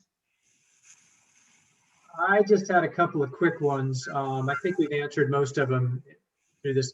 Not wanting to second guess you guys, but I was a little curious. You want this drive-through, and yet the drive-through seems like the truck's barely off the road before it has to be going through the drive-through. So was there any thought to sort of inverting the parking places versus the drive-through and then possibly saving the Redwood by losing a parking place? Do you guys give that any consideration? Well, right now the drive-through avoids the tree, but the redwood, you know, the mounding of the redwood kind of demands that. You know, we were, you know, because there are 3 redwoods, you know, that are closer to the building that are being preserved. If we come further over, it becomes more problematic. I mean, we could look at it in greater detail, Craig, if that, you know, became your desire. I mean, it seems like this is more at ASCC. I mean, I have to say, when I look at this diagram, it seems like an awful lot of asphalt parking spaces, truck driveway stuff right on the road. And any way to soften that would probably be appreciated. But let's leave that for ASCC's conversation with you guys. I agree. I think that, you know, there might be another alternative, but, you know, we've, you know, as Rob alluded to, we have looked at a lot of different alternatives, you know, for parking, you know, and for arrangement. The part of the issue for us and what uses up a lot of space, you know, on a fire station is the limited turning radius of the vehicles and Sure. those vehicles. Yeah. Okay, great. Is there any more applicant presentation? No. Okay, great. Thanks, guys. Thanks to both of you. Staff, is there anything else that you need to add before I open it up for public comment? No, thank you. Okay, great. So then let me open this up to the public. If there's anyone in the attendee list that would like to speak, please raise your hand and we'll unmute you. Carter, could you stop sharing your screen, please, so we could go back? I'm trying to. Okay. I think I took away my controls. So, you know, do you want to take it away from me? That should do it. Thank you. My controls disappeared. Yeah, great. Right, I think we're good. So I don't see any raised, up here we go. Now we're getting some raised hands. Okay, Betsy? All right, you should be able to unmute yourself. Yes, thank you, Chair Taylor and Commissioners. I think this is, I thank you. It was an enriching presentation and conversation. I've appreciated it all. I'm focused on a comment that Rob made about the desperate need, and I'm sensitive to that. In terms of responsiveness and turnaround, Carter had proposed an interesting alternative, the alternative to the R1 code amendment, and that would take us down the path of looking at what all public buildings might imply. And that sounded like an area that could take up a chunk of a different meeting. And because it causes me to wonder, what does a public building mean? Where are they? And such questions. So Carter's proposal to rope in the fire station with the commercial district, is that also sticky? And does staff have anything to say about it? Great. Thank you, Betsy. You're welcome. All right, let's go to Rusty Day next. Rusty, welcome.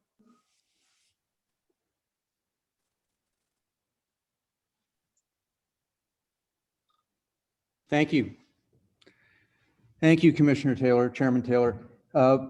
First of all, let me say, I believe the district has demonstrated that the changes and improvements it proposes are both necessary and justified. This is a use that's existed here for 45 years and it needs to be maintained and improved. I think the district has also shown laudable sensitivity to the potential impacts on neighbors, and its proposed design responds well to those concerns. I want to make that clear.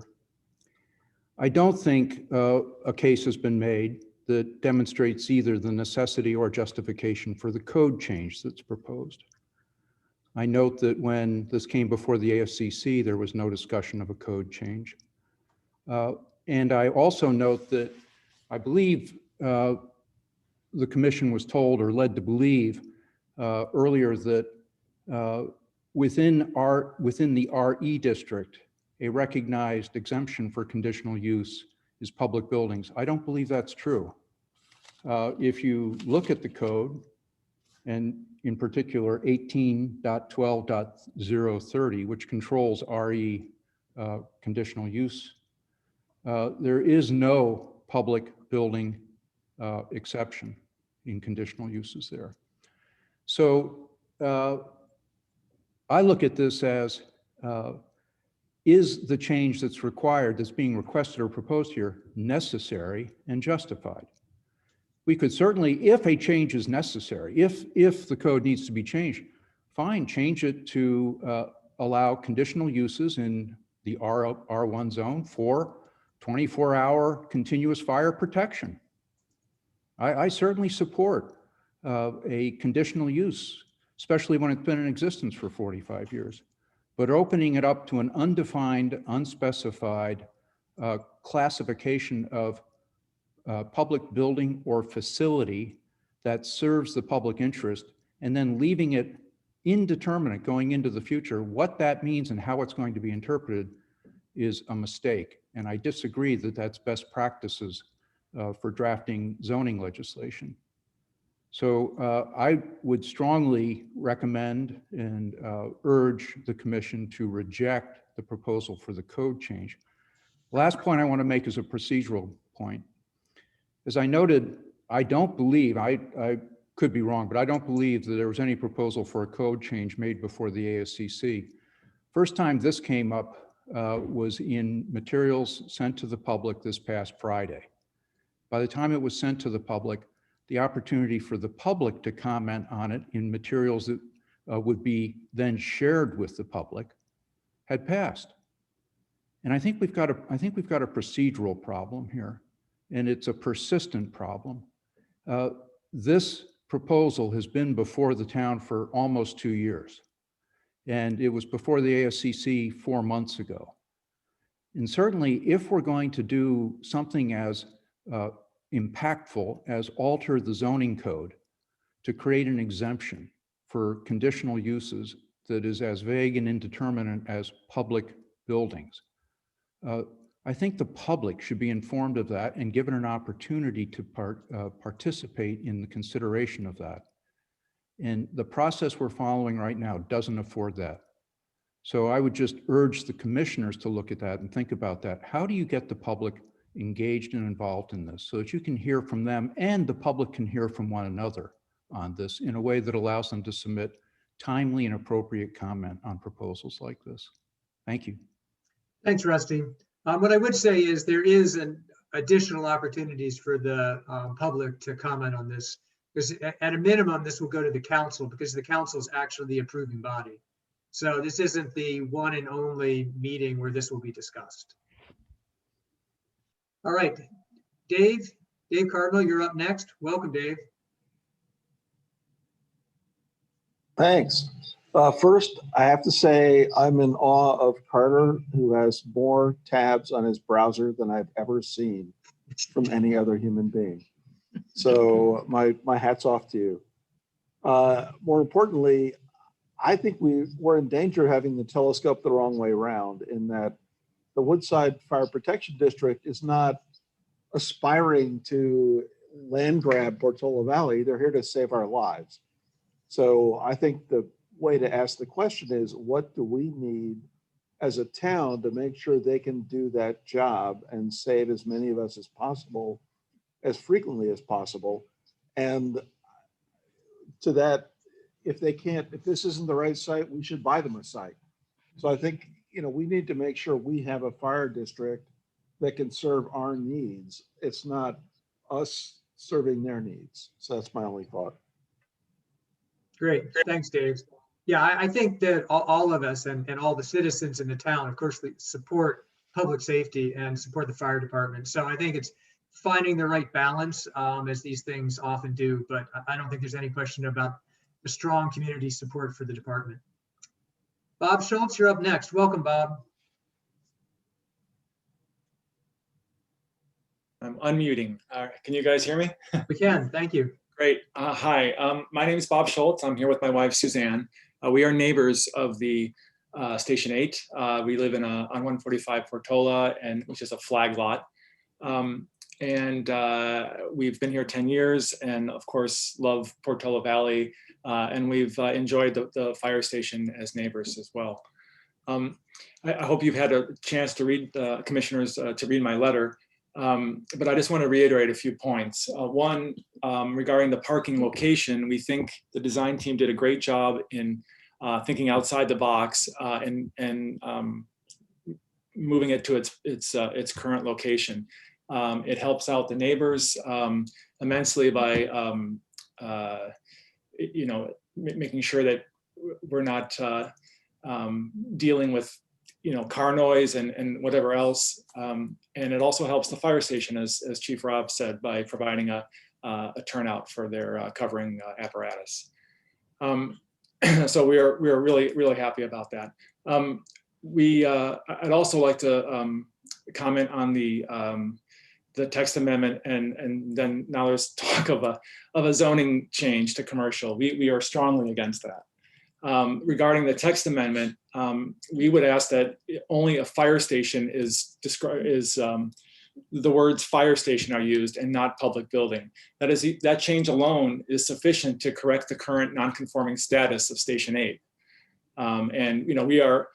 We're for a strong fire station like all of you, and that's all that really needs to be done as far as in our eyes, as far as any text amendment or zoning change. The other uses that are listed, let me give you an example. We purchased 10 years ago our home. We knew we were living next to a fire station, but we definitely knew that we were not living next to a high traffic facility like a library or community center, or a potentially dangerous one like a police station, right? These impacts would be very different to us and the other neighbors, potentially damaging. And these uses, putting these uses in a text amendment are not in any way helpful to allow the fire station to continue its job. Let's see, my last point is that this is a very big, or maybe reasonably big expansion. The impervious space is going to be 3.8 times the R1 limits, which is huge. And existing vegetation, including redwoods, would be removed.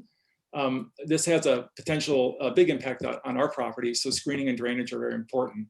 And we would ask that because of that, we'd like the Planning Commission to request the applicant to have completed landscaping and drainage plans by the next, hopefully by the next ASCC meeting, but definitely by the final Planning Commission. We wouldn't want anything to be done kind of, there'd be an oversight and things get lost along the way. And because screening is very important based on the location of our home, we would also ask that the Planning Commission require that the fencing and landscaping would be completed before the final building inspection is done. So again, we thank the fire station actually for working with us and all the neighbors, and we of course thank them for their valuable service to Portola Valley. Thank you, commissioners. Great, thanks, Bob. Okay, so Christy, I think it's Christy Corley. All I see is Christy, but I'm assuming it's Christy Corley. You're up next. Welcome. Thank you. I just have a few comments. The first question you brought up, should the code amendment be for all public buildings or just for the fire station? My opinion is this is a fire station application and that we should keep it with that focus and not tack on other code changes for the remainder of the town. I feel strongly that in this way, and I hope that you see this as two different decisions that need more discussion around the decisions. And I am for the fire station changes, and it looks like you've been working hard to please the neighbors around, and I'm for your changes. Thank you. Thank you, Christy. Jan Montjoy, you're up next. Welcome. Can you hear me now? We can. Good. Oh, okay. I'm a very close neighbor, sharing a property line at the rear of the fire station. And just to have a little tiny review, I don't want to take up much time doing this, but I bought my house here in 1973 and there was an empty lot there. And I didn't think much about it, but one night my doorbell rang and it was Chief Stan Larson, who was the fire chief, and he said he was going to be our new neighbor. And was there anything that he could do to ensure good relationships? And I said, yes, I wanted landscaping. Well, that didn't happen. It took many years before that happened. And I've wound up being the caretaker of that landscaping for the last 40 years. And it was very threatened during this project. It was going to be taken down. And I wanted to thank all the parties involved in this planning process for saving that and for paying attention to the neighbors, because it is crucial to my property values, absolutely crucial. I've had visits from realtors who tell me that it's just because of my proximity to the fire department, I lose the value, some value in my property. And minus that landscaping border, I would lose a significant part of my property, as much as $500,000, and I might have difficulty selling my property. I don't want to make this a poor me story. I just want to say thank you for saving that. But I also want to ask a question. I don't want to have to mount a campaign to save it every time the fire department expands. Is there any way we can make that permanent? Can we designate that area as a landscape zone in some way? I don't mean technically a zone, but an area designed for landscape, because I'm 82. I'm not going to be here forever. But when I sell my property, somebody's going to ask me, what about that? Is it going to be there? And I'm hoping it's going to be there long term. I guess I'm asking a question about that right now. And if it's not possible to answer it, I would like to go on record and hoping that it can be made a permanent landscape area. Okay, well, thank you for your question, and it's great that you've been a long-term resident of the town. Certainly, the CUP process is part of that process to maintain that and get feedback. And I've been pretty pleased in looking at this process. It's seeing the fire department's clearly been pretty responsive to the neighbors and made a lot of significant changes. So I find both of those pretty encouraging. They've been wonderful. They really have been wonderful. And the drainage issue too is going to be addressed. And I think that's a very good thing. But I just want to comment on one more thing. You raised the issue of the redwood tree being the poor redwood tree is going to come down. And I just wanted to comment, I can't resist. I have a neighbor's redwood tree right against my property line.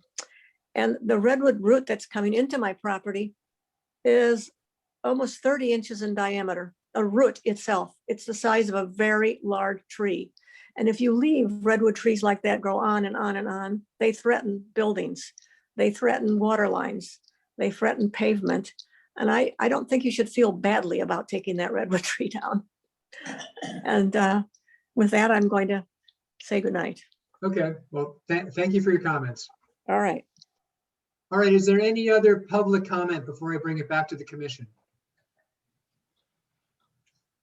All right, so seeing none. Commissioners, should we begin the discussion? Does anybody want to go first? John? Sure, I can go first. Thank you. So, obviously, the fire station was intended to be here for a long time. So I don't think that I don't think we need to debate whether or not it should be here in terms of what's going on. We want it there. Frankly, we want it improved. I mean, clearly, there's been a heightened sense of fire danger in the last couple of years, but it's not as if there was no fire danger before. And the town has grown over time and our infrastructure needs to grow with it.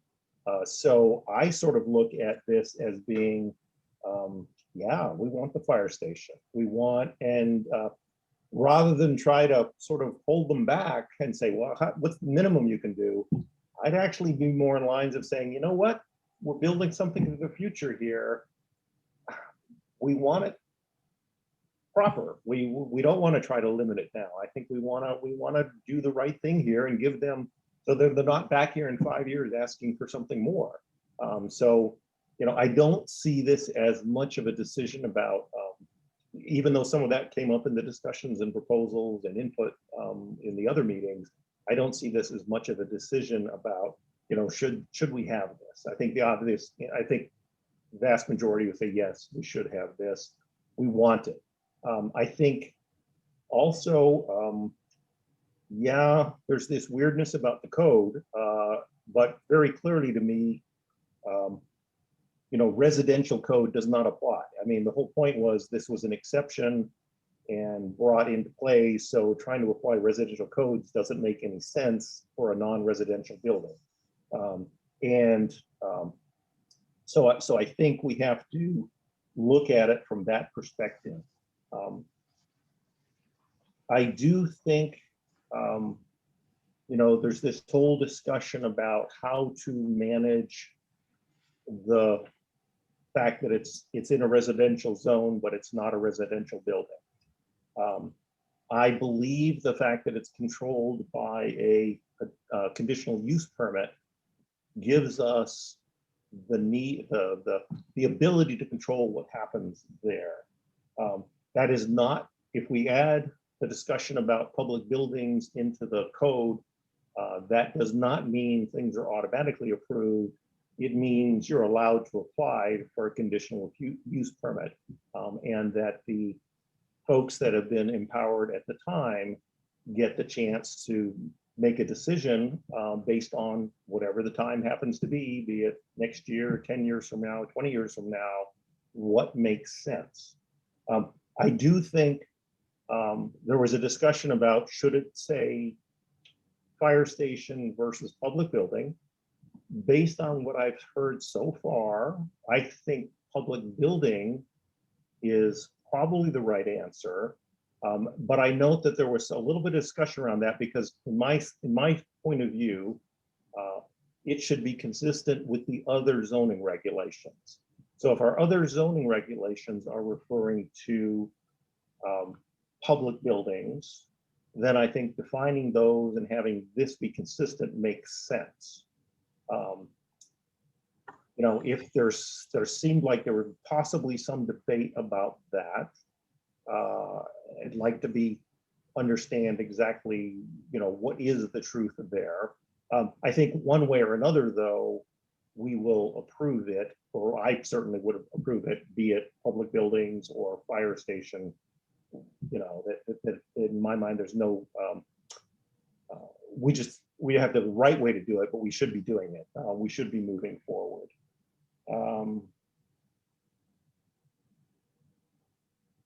I think there was a discussion, so you know, there was the discussion about the building, the accessory building, sorry, not accessory building, the equipment housing. And from my perspective, having heard the discussion, that we pretty much have to do, given the current federal regulations.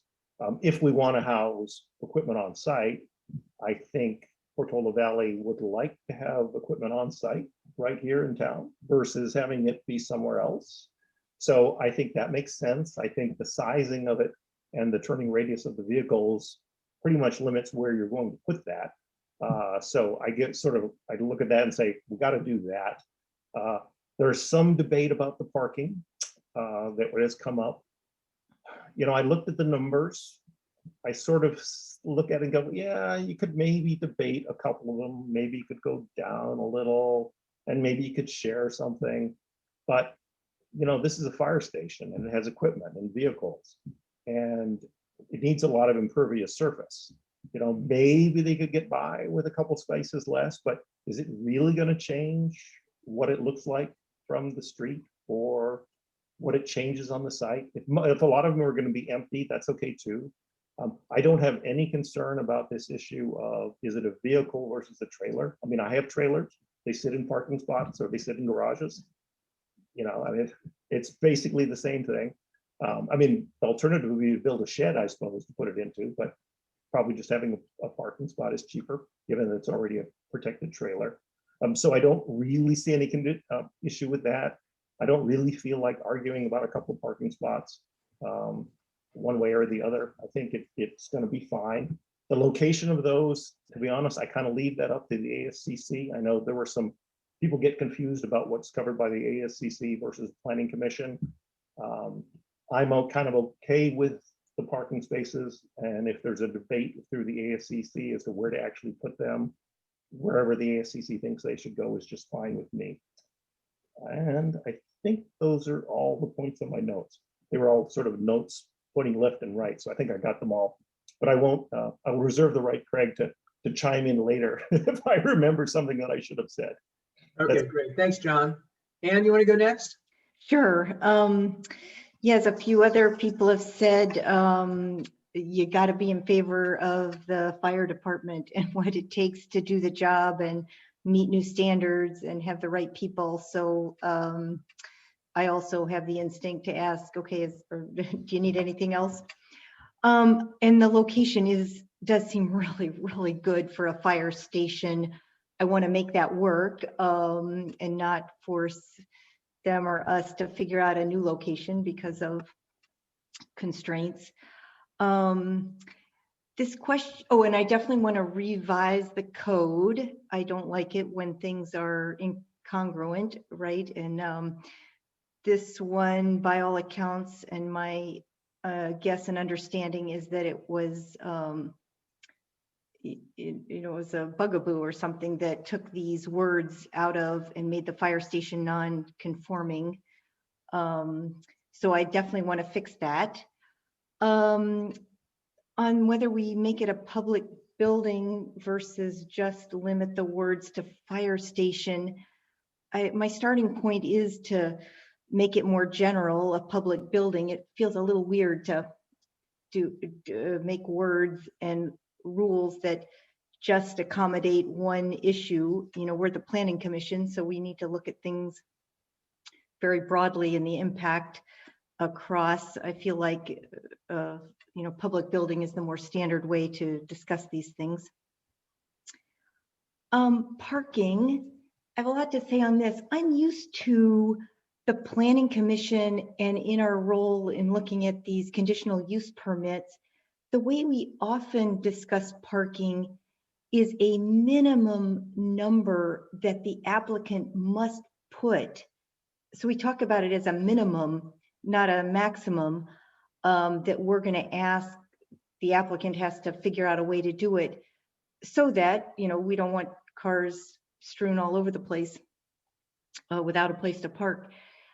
I also, just as a philosophical thing, and I think this is reflected in the code in a lot of places, and it was definitely in Commissioner Targ's statements, I only, if we think of it as a minimum requirement, I only want to put that demand for what is, you know, kind of regularly the number of cars there. I don't want to ask for the number that accommodates every condition when everybody comes, you know, in kind of the worst case. It does sound like it's only once every 2 days that the shift change happens, and it's, you know, around 7:30 to 8:30 where you need the, let's say, 10 spaces. But then what's the probability that you also have a visitor at those times and you have the 4 pieces of equipment? You know, if not all those things are present, then you don't need those spaces. If we talk about it as a minimum, I'd do something on the low side, like demand 14 spaces be included. Then I think I'd leave it up to the ASCC whether more spaces are allowed, and then that's an impervious surface trade-off. But I do really like the idea of finding a way to share space with businesses across the street or other places when, you know, in the more rare cases where there's high demand. Yeah, I think that's my comments. So Ann, just to help me understand, are you proposing that the CUP require a minimum of 14 spaces? I'm used to the CUPs having a minimum, if they just talk about parking, it's in the context of a minimum number, not you may not exceed number. So if we did a minimum number, which I'm used to, I would, right now the proposal has 18, but I wouldn't demand that number. I would put a lower number for the, you know, demand. But if the applicant and the ASCC want to go higher, that's fine by me. Okay, so you would put a minimum and then let the ASCC and the applicant decide the appropriate number. Okay, thank you. Nicholas, you want to go next? You're muted. Nicholas, you're muted. There we go. Yeah.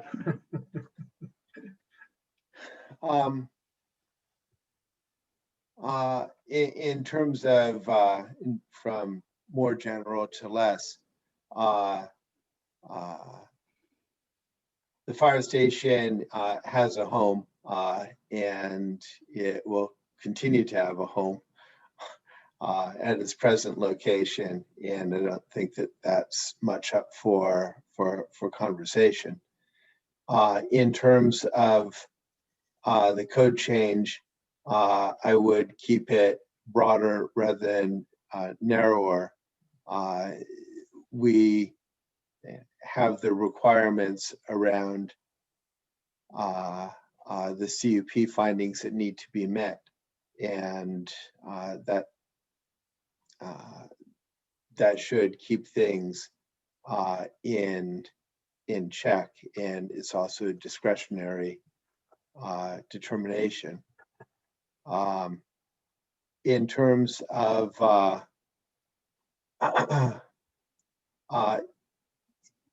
kind of my bugaboo about the parking issue is the amount of impervious surface and the the issue of potential drainage kinds of issues, and perhaps lack of attention to green building techniques.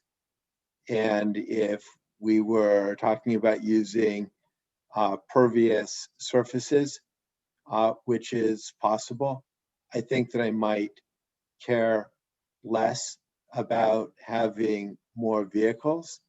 But, you know, if we've got a potential drainage issue, we're putting more cars than is probably needed, one, in general, and two, given a empty parking lot most of the time across the way. You know, the district needs what the district needs, but there doesn't seem to be as much attention to creating tissues of drainage and to creating a green use of green building materials and reducing footprint to the extent that's possible, given what demands are. I think that it becomes a planning commission issue when we're in a CUP context and when we're moving away from the typical requirements for pervious surfaces. So while I think I'm certainly deferential to the ASCC, who has more expertise and is focused more squarely on this, it is something that I would see. I don't have an immediate solution, but it would be something that I would be looking for when the issue comes back. Okay, thank you. Judith? Oh, sorry, just a question there, if you don't mind, Chair. So Nicholas,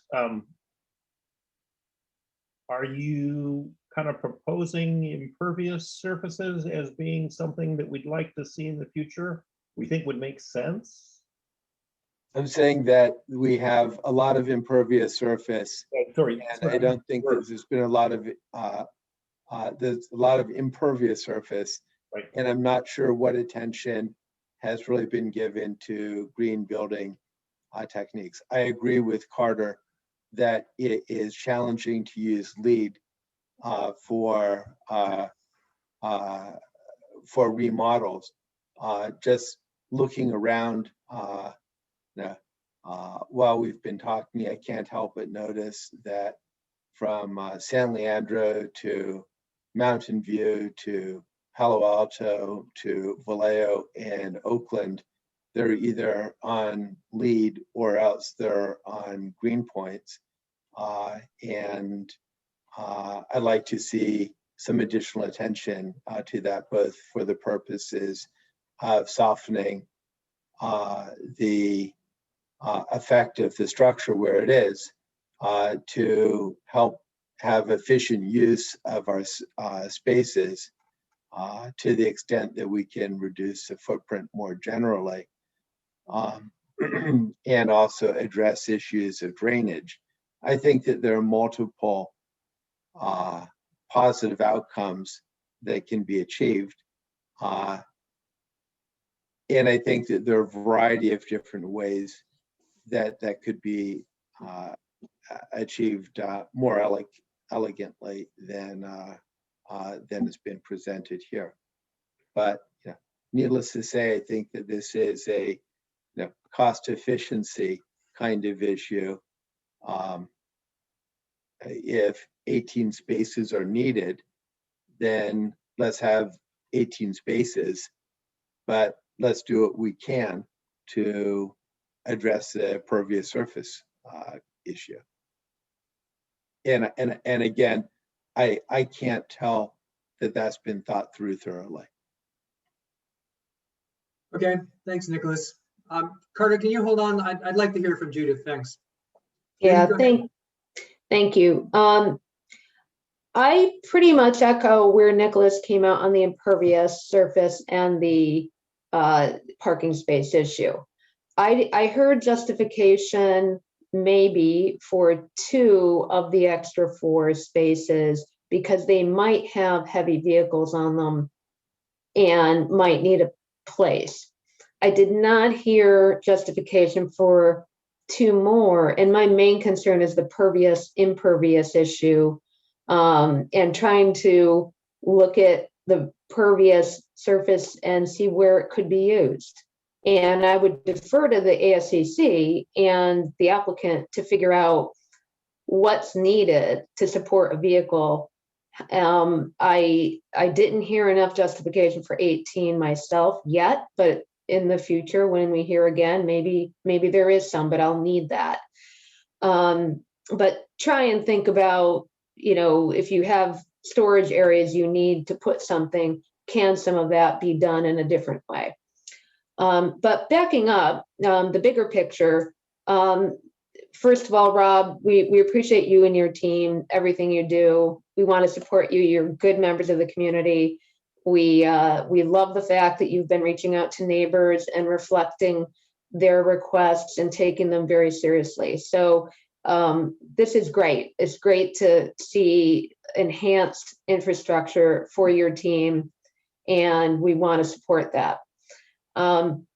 Overall, in terms of the specific questions that haven't already been addressed, from my point of view, I don't know how we got to the point where you have a glitch in the language in the code. It seems like people are either not going to be able to tell, or we have to do too much legal analysis, and it might not be worth it at the end of the day. But when I come up on that type of situation where there's a glitch, and I don't know the background, my own inclination is to fix it in a narrow way. And when Dylan put up the map of where the similar zones occur in town, I did not see other areas that were obvious places where we need to have the broader language in there. So for me, because of the unique facts and the fact that I'm not clear today what a broader change would do, I take the point about consistency being a generally good thing, but that should have been done a while ago, and a glitch happened, and I'm not convinced we know what change we would be making to those other areas without more analysis. And I don't know that we need to do that for this purpose. We want to get the fire station addressed, all their issues addressed in a timely manner. And to me, if we have to fix something, let's fix it in a narrow way, given the background. I would like to say that I'll defer to the ASCC on plantings and shrubbery and things like that.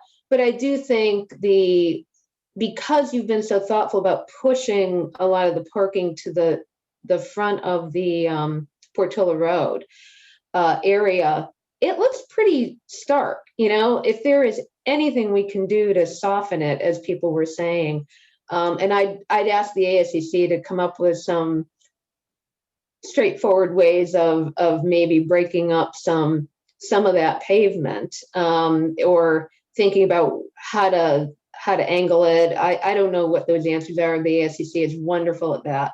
So I would like them to be thoughtful about how, if we're going to have all this change, how to make it in keeping as best we can without impairing any functional aspects of what the fire station needs to do to make it look nice. And I do think being thoughtful about what needs to be removed. I like to see rationale whenever something's being taken out. And I do defer to the experts on that. But I think I like people to pressure test whether those types of removals really need to happen. So I'll be looking to hear that when it comes back. And otherwise, would love to support this and look forward to hearing a little bit more on those points when it comes back. Okay, thanks, Judith. Carter, do you want to speak to the leads and the pervious surface question? You need to unmute. You guys don't really want to hear me. Well, whatever, we're gonna give you a try. Give me a try, yeah. So the issue with paved area on fire stations, is the fact that, we have very heavy vehicles with water in them, and we've got a dynamic loading situation, with on the axles, and we have trouble, on fire stations, where we try to use, pervious paving or pervious pavers, in the areas where the apparatus will be driving. What happens is that we end up with a rolling effect, on those incremental pieces, or on the less than solid surfaces, which ends up, creating what in construction we call, a muddling of the ground, and we end up with a rolling effect. The areas that we're parking light vehicles on that we don't have apparatus driving on, we've had very good success, using, pervious materials. There's also going to be a requirement on this site, to retain, detain, and absorb, all of the additional, rainwater runoff, so that we're not increasing the runoff off the site, as a consequence of both, the state code and the, state stormwater quality management district, requirements. So those are all issues, that once we got past tonight, our civil engineering design will take into account. We'll be incorporating, those green building techniques, into the project. So with your guidance tonight, we'll be able to do that. There are other, opportunities, for green building within, the project, both in material selections, water management, of landscape water management, inside the building, that will further be incorporated, into the design as it goes, back to the ASCC and comes back to you. So I want you to know that we weren't shirking that. We were just wanted to make sure that we were, still on track, before we spend the public treasure, on the civil engineering and the landscape designs to make them all conforming. Okay, thank you, Carter. Okay, so I have to say I always appreciate my fellow commissioners because most of my points have been covered. But Rob, once again, we're all strongly in support of you guys at the fire department. So thank you again. Carter, you don't need to answer this, but just when you go back to ASCC, I understand the heavy equipment issues, but for some of the trailers and some of the lighter things, and maybe some of the parking out front where they're, just the guys who are coming to park overnight, that's the kind of area where it seems like you might have an opportunity. And then anything you can do within the building that you just mentioned, all that sounds great to me, and it sounds kind of in line with what I would hope to see when it comes back. In terms of the larger process, I would say that the CUP process in general is a very powerful one. And I'm okay with it being broader if there are actual other public buildings. So Laura, I think this is going to come back to you that, I'd like to understand if we allow this for all public buildings, what other public buildings are in R1 or could be in R1 that makes sense. And then are there other public buildings within the code that we're trying to define and trying to be consistent with? Because it wasn't completely clear to me. Because if there's not a strong case for that, then I guess I'm a little bit more with Judith, which is if, like I live in the Highlands, so I can look here and say, it's hard to imagine on the size of these lots what kind of public building is going to go in, but it might. But I'd like to understand in general, if we're opening up this sort of more broadly defined thing, that we're doing it with sort of good cause. And again, I see the CUP as the way that we can ultimately manage and maintain the town values. But I would like to understand kind of the consequences, and it's not completely clear to me after tonight's presentation what they are. So I think with that, those are all my comments. Are there any other last minute comments from the commissioners before? Carter, I'd like to, if we could, it's been a long meeting. All right, if it could be one short, but let's keep it short. Making it a fire station and not public buildings would be fine for us. Yeah, obviously that would, I mean, I'm appreciative of what Laura's trying to do, which is she's trying to clean up the code, and I'm always in favor of cleaning up the code so we don't have gotchas like this in the future where people go, well, why did they only approve the fire station when they should have just defined public buildings and been done with it? So I would just like to understand in a little more detail kind of what's going on. But thank you. Yeah, no, I appreciate you guys are trying to get your project through. I just, there are kind of two issues here. There's your project, and then there are these larger code amendment questions. So with that, are there any other last minute comments from the commissioners before we move on? John. Craig, I liked your comments. You kind of restricted it when you said to just, I think, R1. And I was trying to understand the RE and what was in there, and how does that all fit together? I suspect that was what you meant that too, but I wanted to make sure that we got that covered. Yeah, so sorry, if I wasn't clear, I'd like to understand all places in the code right now that refer to public buildings, whether it's R1 or RE. And then I'd also like to understand clearly if we allow this for R1, is it allowed for RE? One of our attendees says it wasn't. So are we allowing it for R1 but not RE? I mean, it seems like we could be ending up creating a bunch of new inconsistencies of why do we allow it in one zone and not another? So that was the level I was trying to get at. So yeah, no, thank you for making me clarify. Excellent. Any other comments before I ask for a motion? Okay, with that, I would entertain a motion. Through the chair, you Yes. don't need to make a motion this evening for a preliminary review. Okay, So the feedback is really what we were looking for. okay, great. But I would like to ask, our interest is really to keep this project moving because of the nature of the fire station. Absolutely. And so we've gotten very good feedback from you this evening in regards to the code amendment. And so I guess my question is, would the planning commission feel comfortable if staff, working together with Cara and the attorney's office, consider all these different ideas and research that would be required in order to document these things and come back with whatever solution makes the most sense based on our analysis from your feedback? So that may be the public building with analysis that goes with it, or it may be a more limited code amendment just for the fire station, depending on what we find. Is there Okay, yeah, comfort I from would the be planning comfortable with commission that. for us to do that? Yeah, that seems reasonable because it's going to come back to us as a discussion. And I think at that point, hopefully it would be sort of more fleshed out.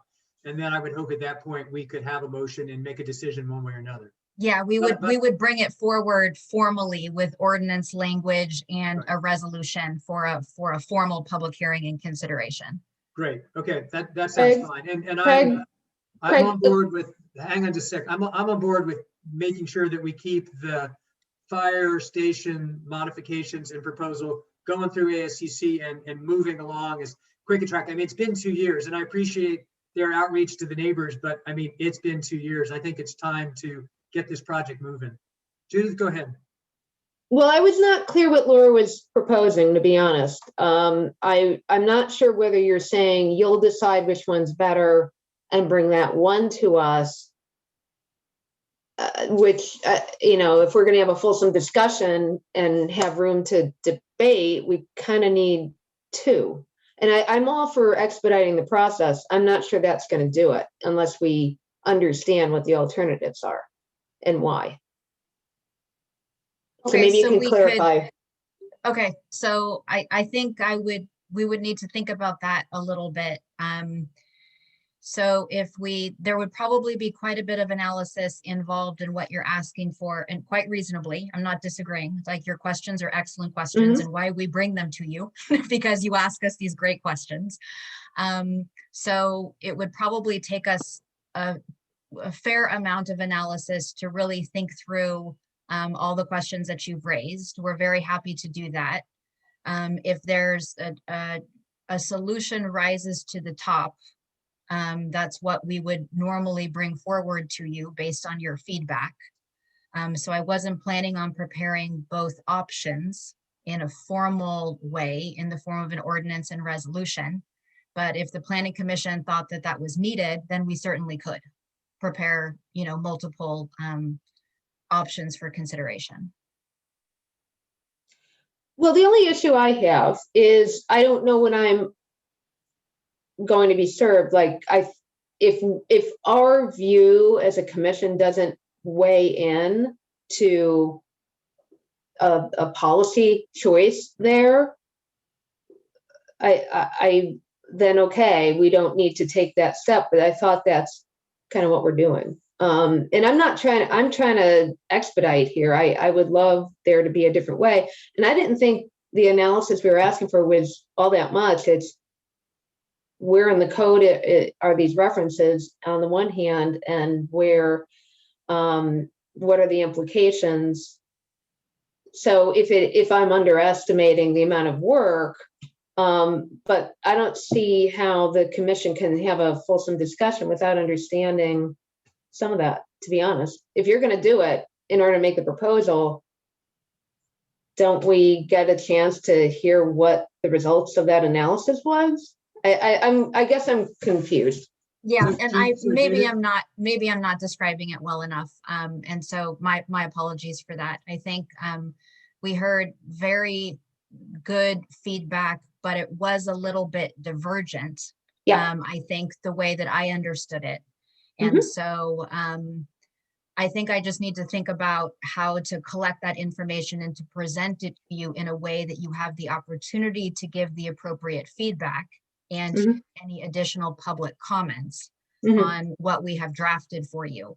So let me just put some more thought into that. Maybe that's really what it comes down to, is I need to imagine what form that might take to be productive. So, and Judith, what I was imagining is I think I'm a little closer aligned with you in the sense of, I think the choices are pretty small here. I think it's a code amendment that has only a fire station, or it's a code amendment that has public buildings. And when we get more information on what surrounds the decision, and I was assuming that staff they could write up the formal proposal with the knowledge that they had, present it all to us, and either we accept it or we modify it. And the modification seems pretty small to me, because it's really going to be just saying, no, if you put public buildings in there, we want fire station, or if you put fire station, no, we'd rather it be more general. And that would be the modification to the formal, and then we could still pass it at the same time. I was just hoping that we would not do this in another 2 or 4 weeks and then have another 2 or 3, 2 or 4 weeks after that. I was just hoping to move it forward, because like you, I think the differences in what we're going to accept are fairly small. It's a pretty small range.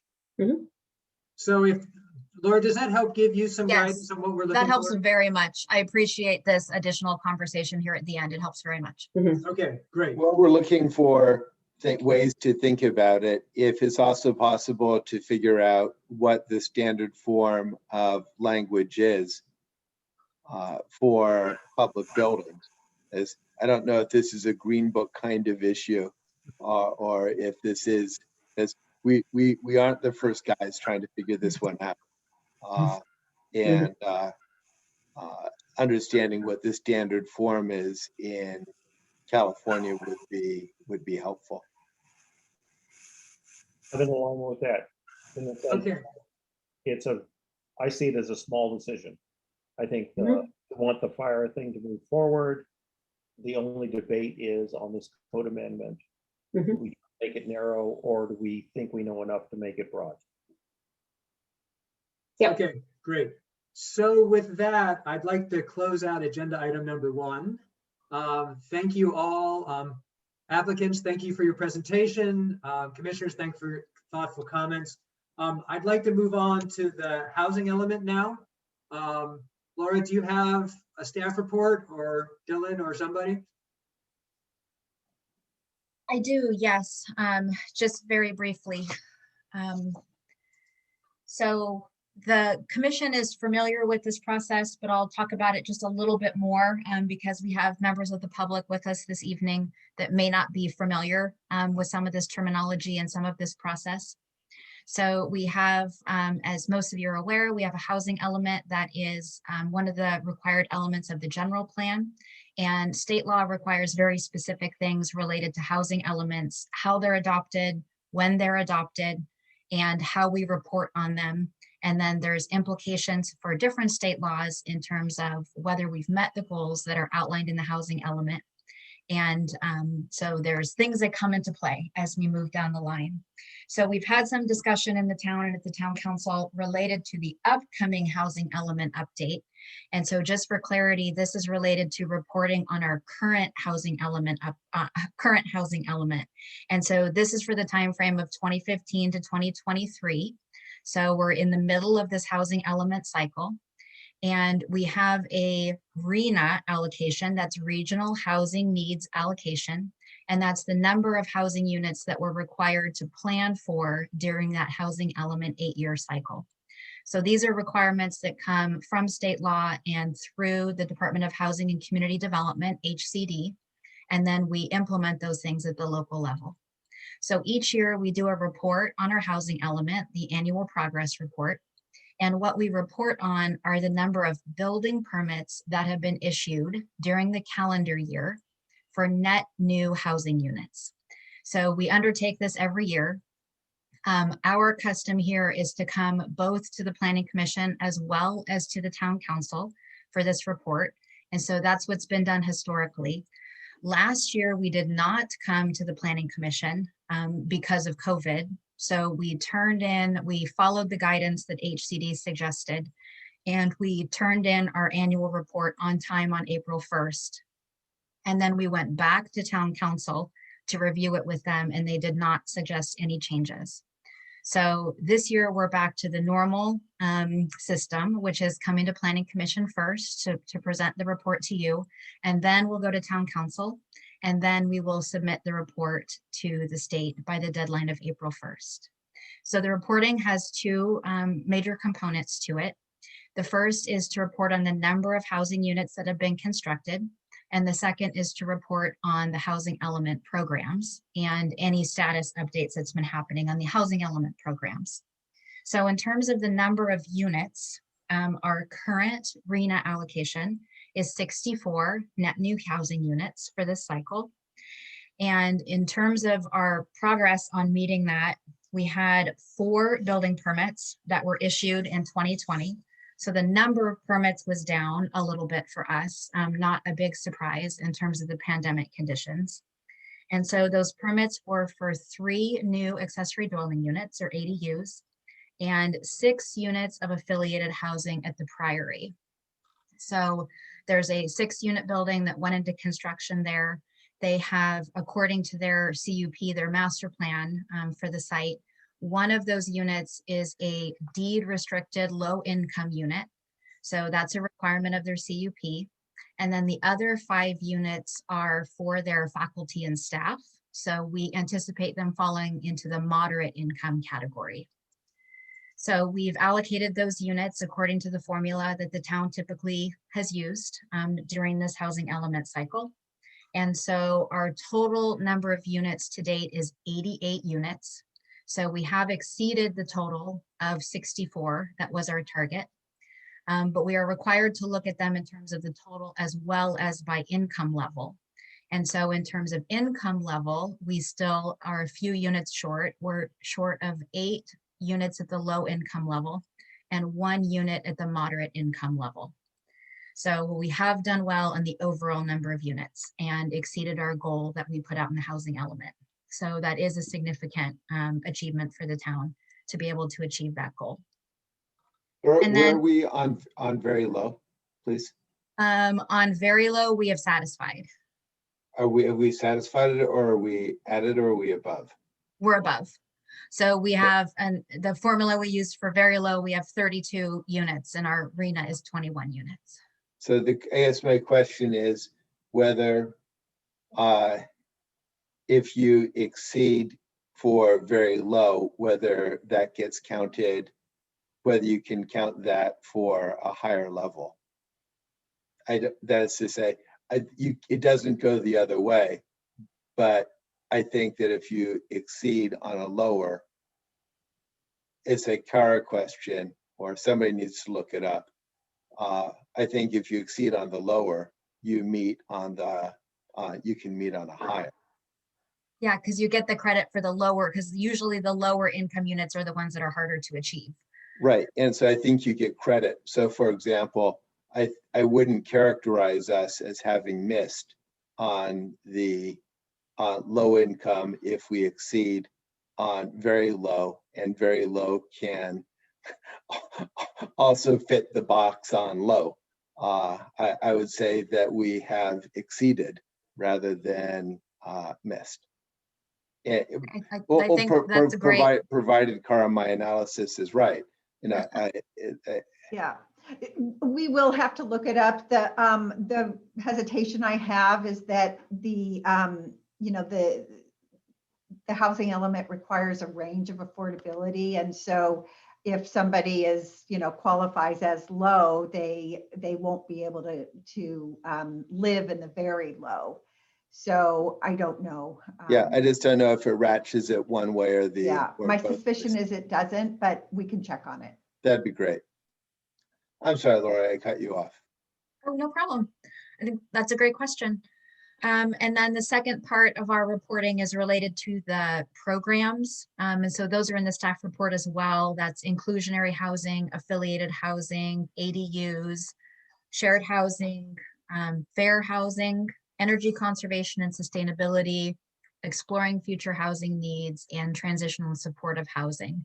So there hasn't been significant changes in these categories over the last year. You can imagine due to the pandemic and due to the fact that some of them have either already been accomplished or are scheduled for a little bit later. So since this is a reporting over the overall 8-year period, there's not always going to be a big change in these programs from year to year. So it depends on what's happening. So that's the conclusion of my report. I'd be happy to try to answer any questions. In terms of next steps, what happens now is if you have any thoughts or comments, then we receive those. And then I take this to town council for their consideration and opportunity for public comment again. And we'll do that next week so that we can support getting the report in on time by April 1st. Great, thank you, Laura. So what I'd like to do, just to keep the process consistent, is if you have any questions on the staff report, ask them now. Otherwise, I'd like to check and see if there's any public comment, and then I'd like to come back to the commissioners' discussion. So this is just, do the commissioners have any clarifying questions for Laura? So I had one clarifying question, and just was the charts that you sent us, is that the state mandated charts? Because I Yes. thought it was pretty confusing. I thought, oh, we wouldn't do that. They're very confusing. Those are the state mandated charts that we are not allowed to change. Thank you. Anne, did you have anything? Oh, I just had a little question. That report, Laura, it was permits, right? And it gets judged on that. I saw some in that list for 2020 that I don't think are going to get built, but that's not what the state asked. The state asked that the town allow things to get built, not that they go make sure they get built, right?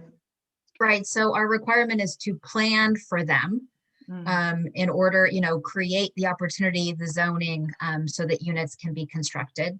We don't construct the units ourselves. There are, though, some legal implications now that have come into play over the last few years if you do not meet that number of units. But in terms of the reporting itself, what counts for the RHNA are the building permits. But we also provide a report on the entitlements, so the planning applications, as well as the building finals. So the state wants us to report on those now, but that's not the main tracking system. Yeah, okay. And it seems like we overachieved for this reporting period. Does that help us at all in the next cycle, or? It does not carry over, but it does help us in a small way in terms of ADU production, because when we look at the next housing element and we start to project forward how many ADUs we think we might have in the next housing element cycle, we are allowed to look at these recent years and do some analysis and take some averages and kind of look to the future of how many ADU units we might build in the future. So in that way, it helps us, but it does not help us for accounting for this cycle. Thank you. That's all my questions. Okay, great, thank you. So I would ask the public, are there any public comments on the staff report? Rita Combs, you're up. Welcome.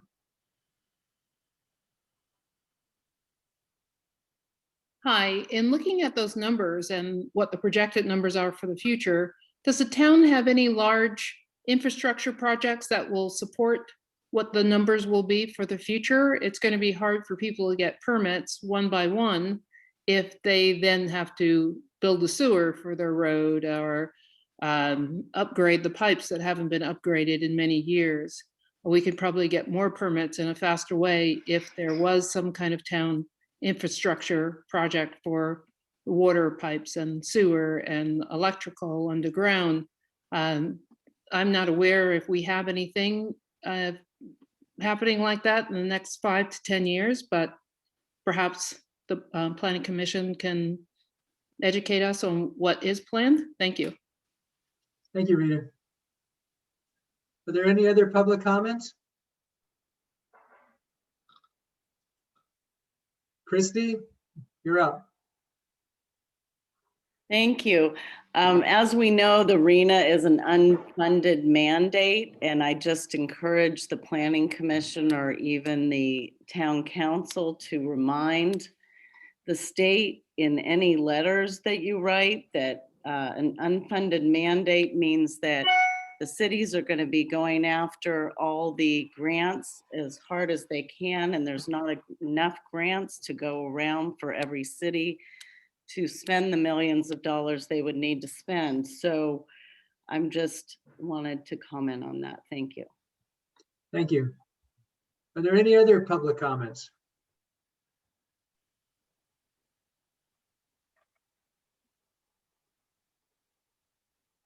Okay, so I'm going to close the public comments and bring it back to the commissioners. In addition to the questions you've asked, do you have other discussion points that you want to bring up with Laura? So I'm hearing no from John. Judith, no. Nicholas? No. Anne? Okay, great. Then I'm going to close out agenda item number 2 and move on to agenda item number 3, which is commission reports. Do we have any commission reports? I attended a couple of the ASCC meetings, but there was nothing important to report from those back to the Planning Commission. Right, and I did as well, and they didn't seem, I mean, they were just standard ASCC business. Okay, how about staff reports? Are there any additional staff reports? Laura, that would probably be you if you have anything. Nothing this evening. No. Okay, great. All right, so then let's move on to number 6, the Planning Commission meeting minutes of February 17th. Does anyone have any comments? Why don't we start with Judith? I actually only have a question. At the very end, the staff report says, Director Russell said the town is working on a donation program led by town manager Dennis, where residents or members of the public can make small donations and participate in upcoming projects. But it makes it very unclear what the topic was, like a donation program for what. It just looks weird. So if there's, if you can go back and check if there were minutes about what the topic is it COVID relief related donations or something? So this is the PV Donates program. So there's a new program. Oh, then they should reference that. Yes, that'd be fine. But if it could just reference, that's all. Yeah, so that would be the context, is PV Donates. Okay. Okay, great. Thank you. Any other comments? Mm-mm. Okay, any other comments on the minutes? All right, I would entertain a motion to approve the minutes. Through the chair, Yes, please. We should get in the habit of asking if there's public comments on the minutes. Thank you. Are there any public comments on the minutes? All right, hearing none, I will entertain a motion to approve the minutes. I make that motion. All right, do I have a second? I second that motion. All right, I have a second. Is there any discussion? All right, all in favor, say aye. Aye. Aye. Nicholas, you're muted. Well, I'm gonna, so are there any nays? Or were there any abstentions? So Nicholas, you were an aye, right? I'm an aye. Great. All right. So it passes unanimously. All right. With that, I would entertain a motion to adjourn. I would happily propose. And I'll second. And I have a second. All in favor? Aye. Aye. Great. Well, thank you all for your time, and for the attendees that are still left, thank you all for joining us. Good night. I will not be here on the 7th, but I will be here for the Planning Commission meeting the 2nd. The 4th, I guess it's the 4th week in April. So, Great. and if there's some hot topic, get ready. Okay. All right, great. Good night, everybody. Good night. Thanks, Thank you. everyone. Right. Bye.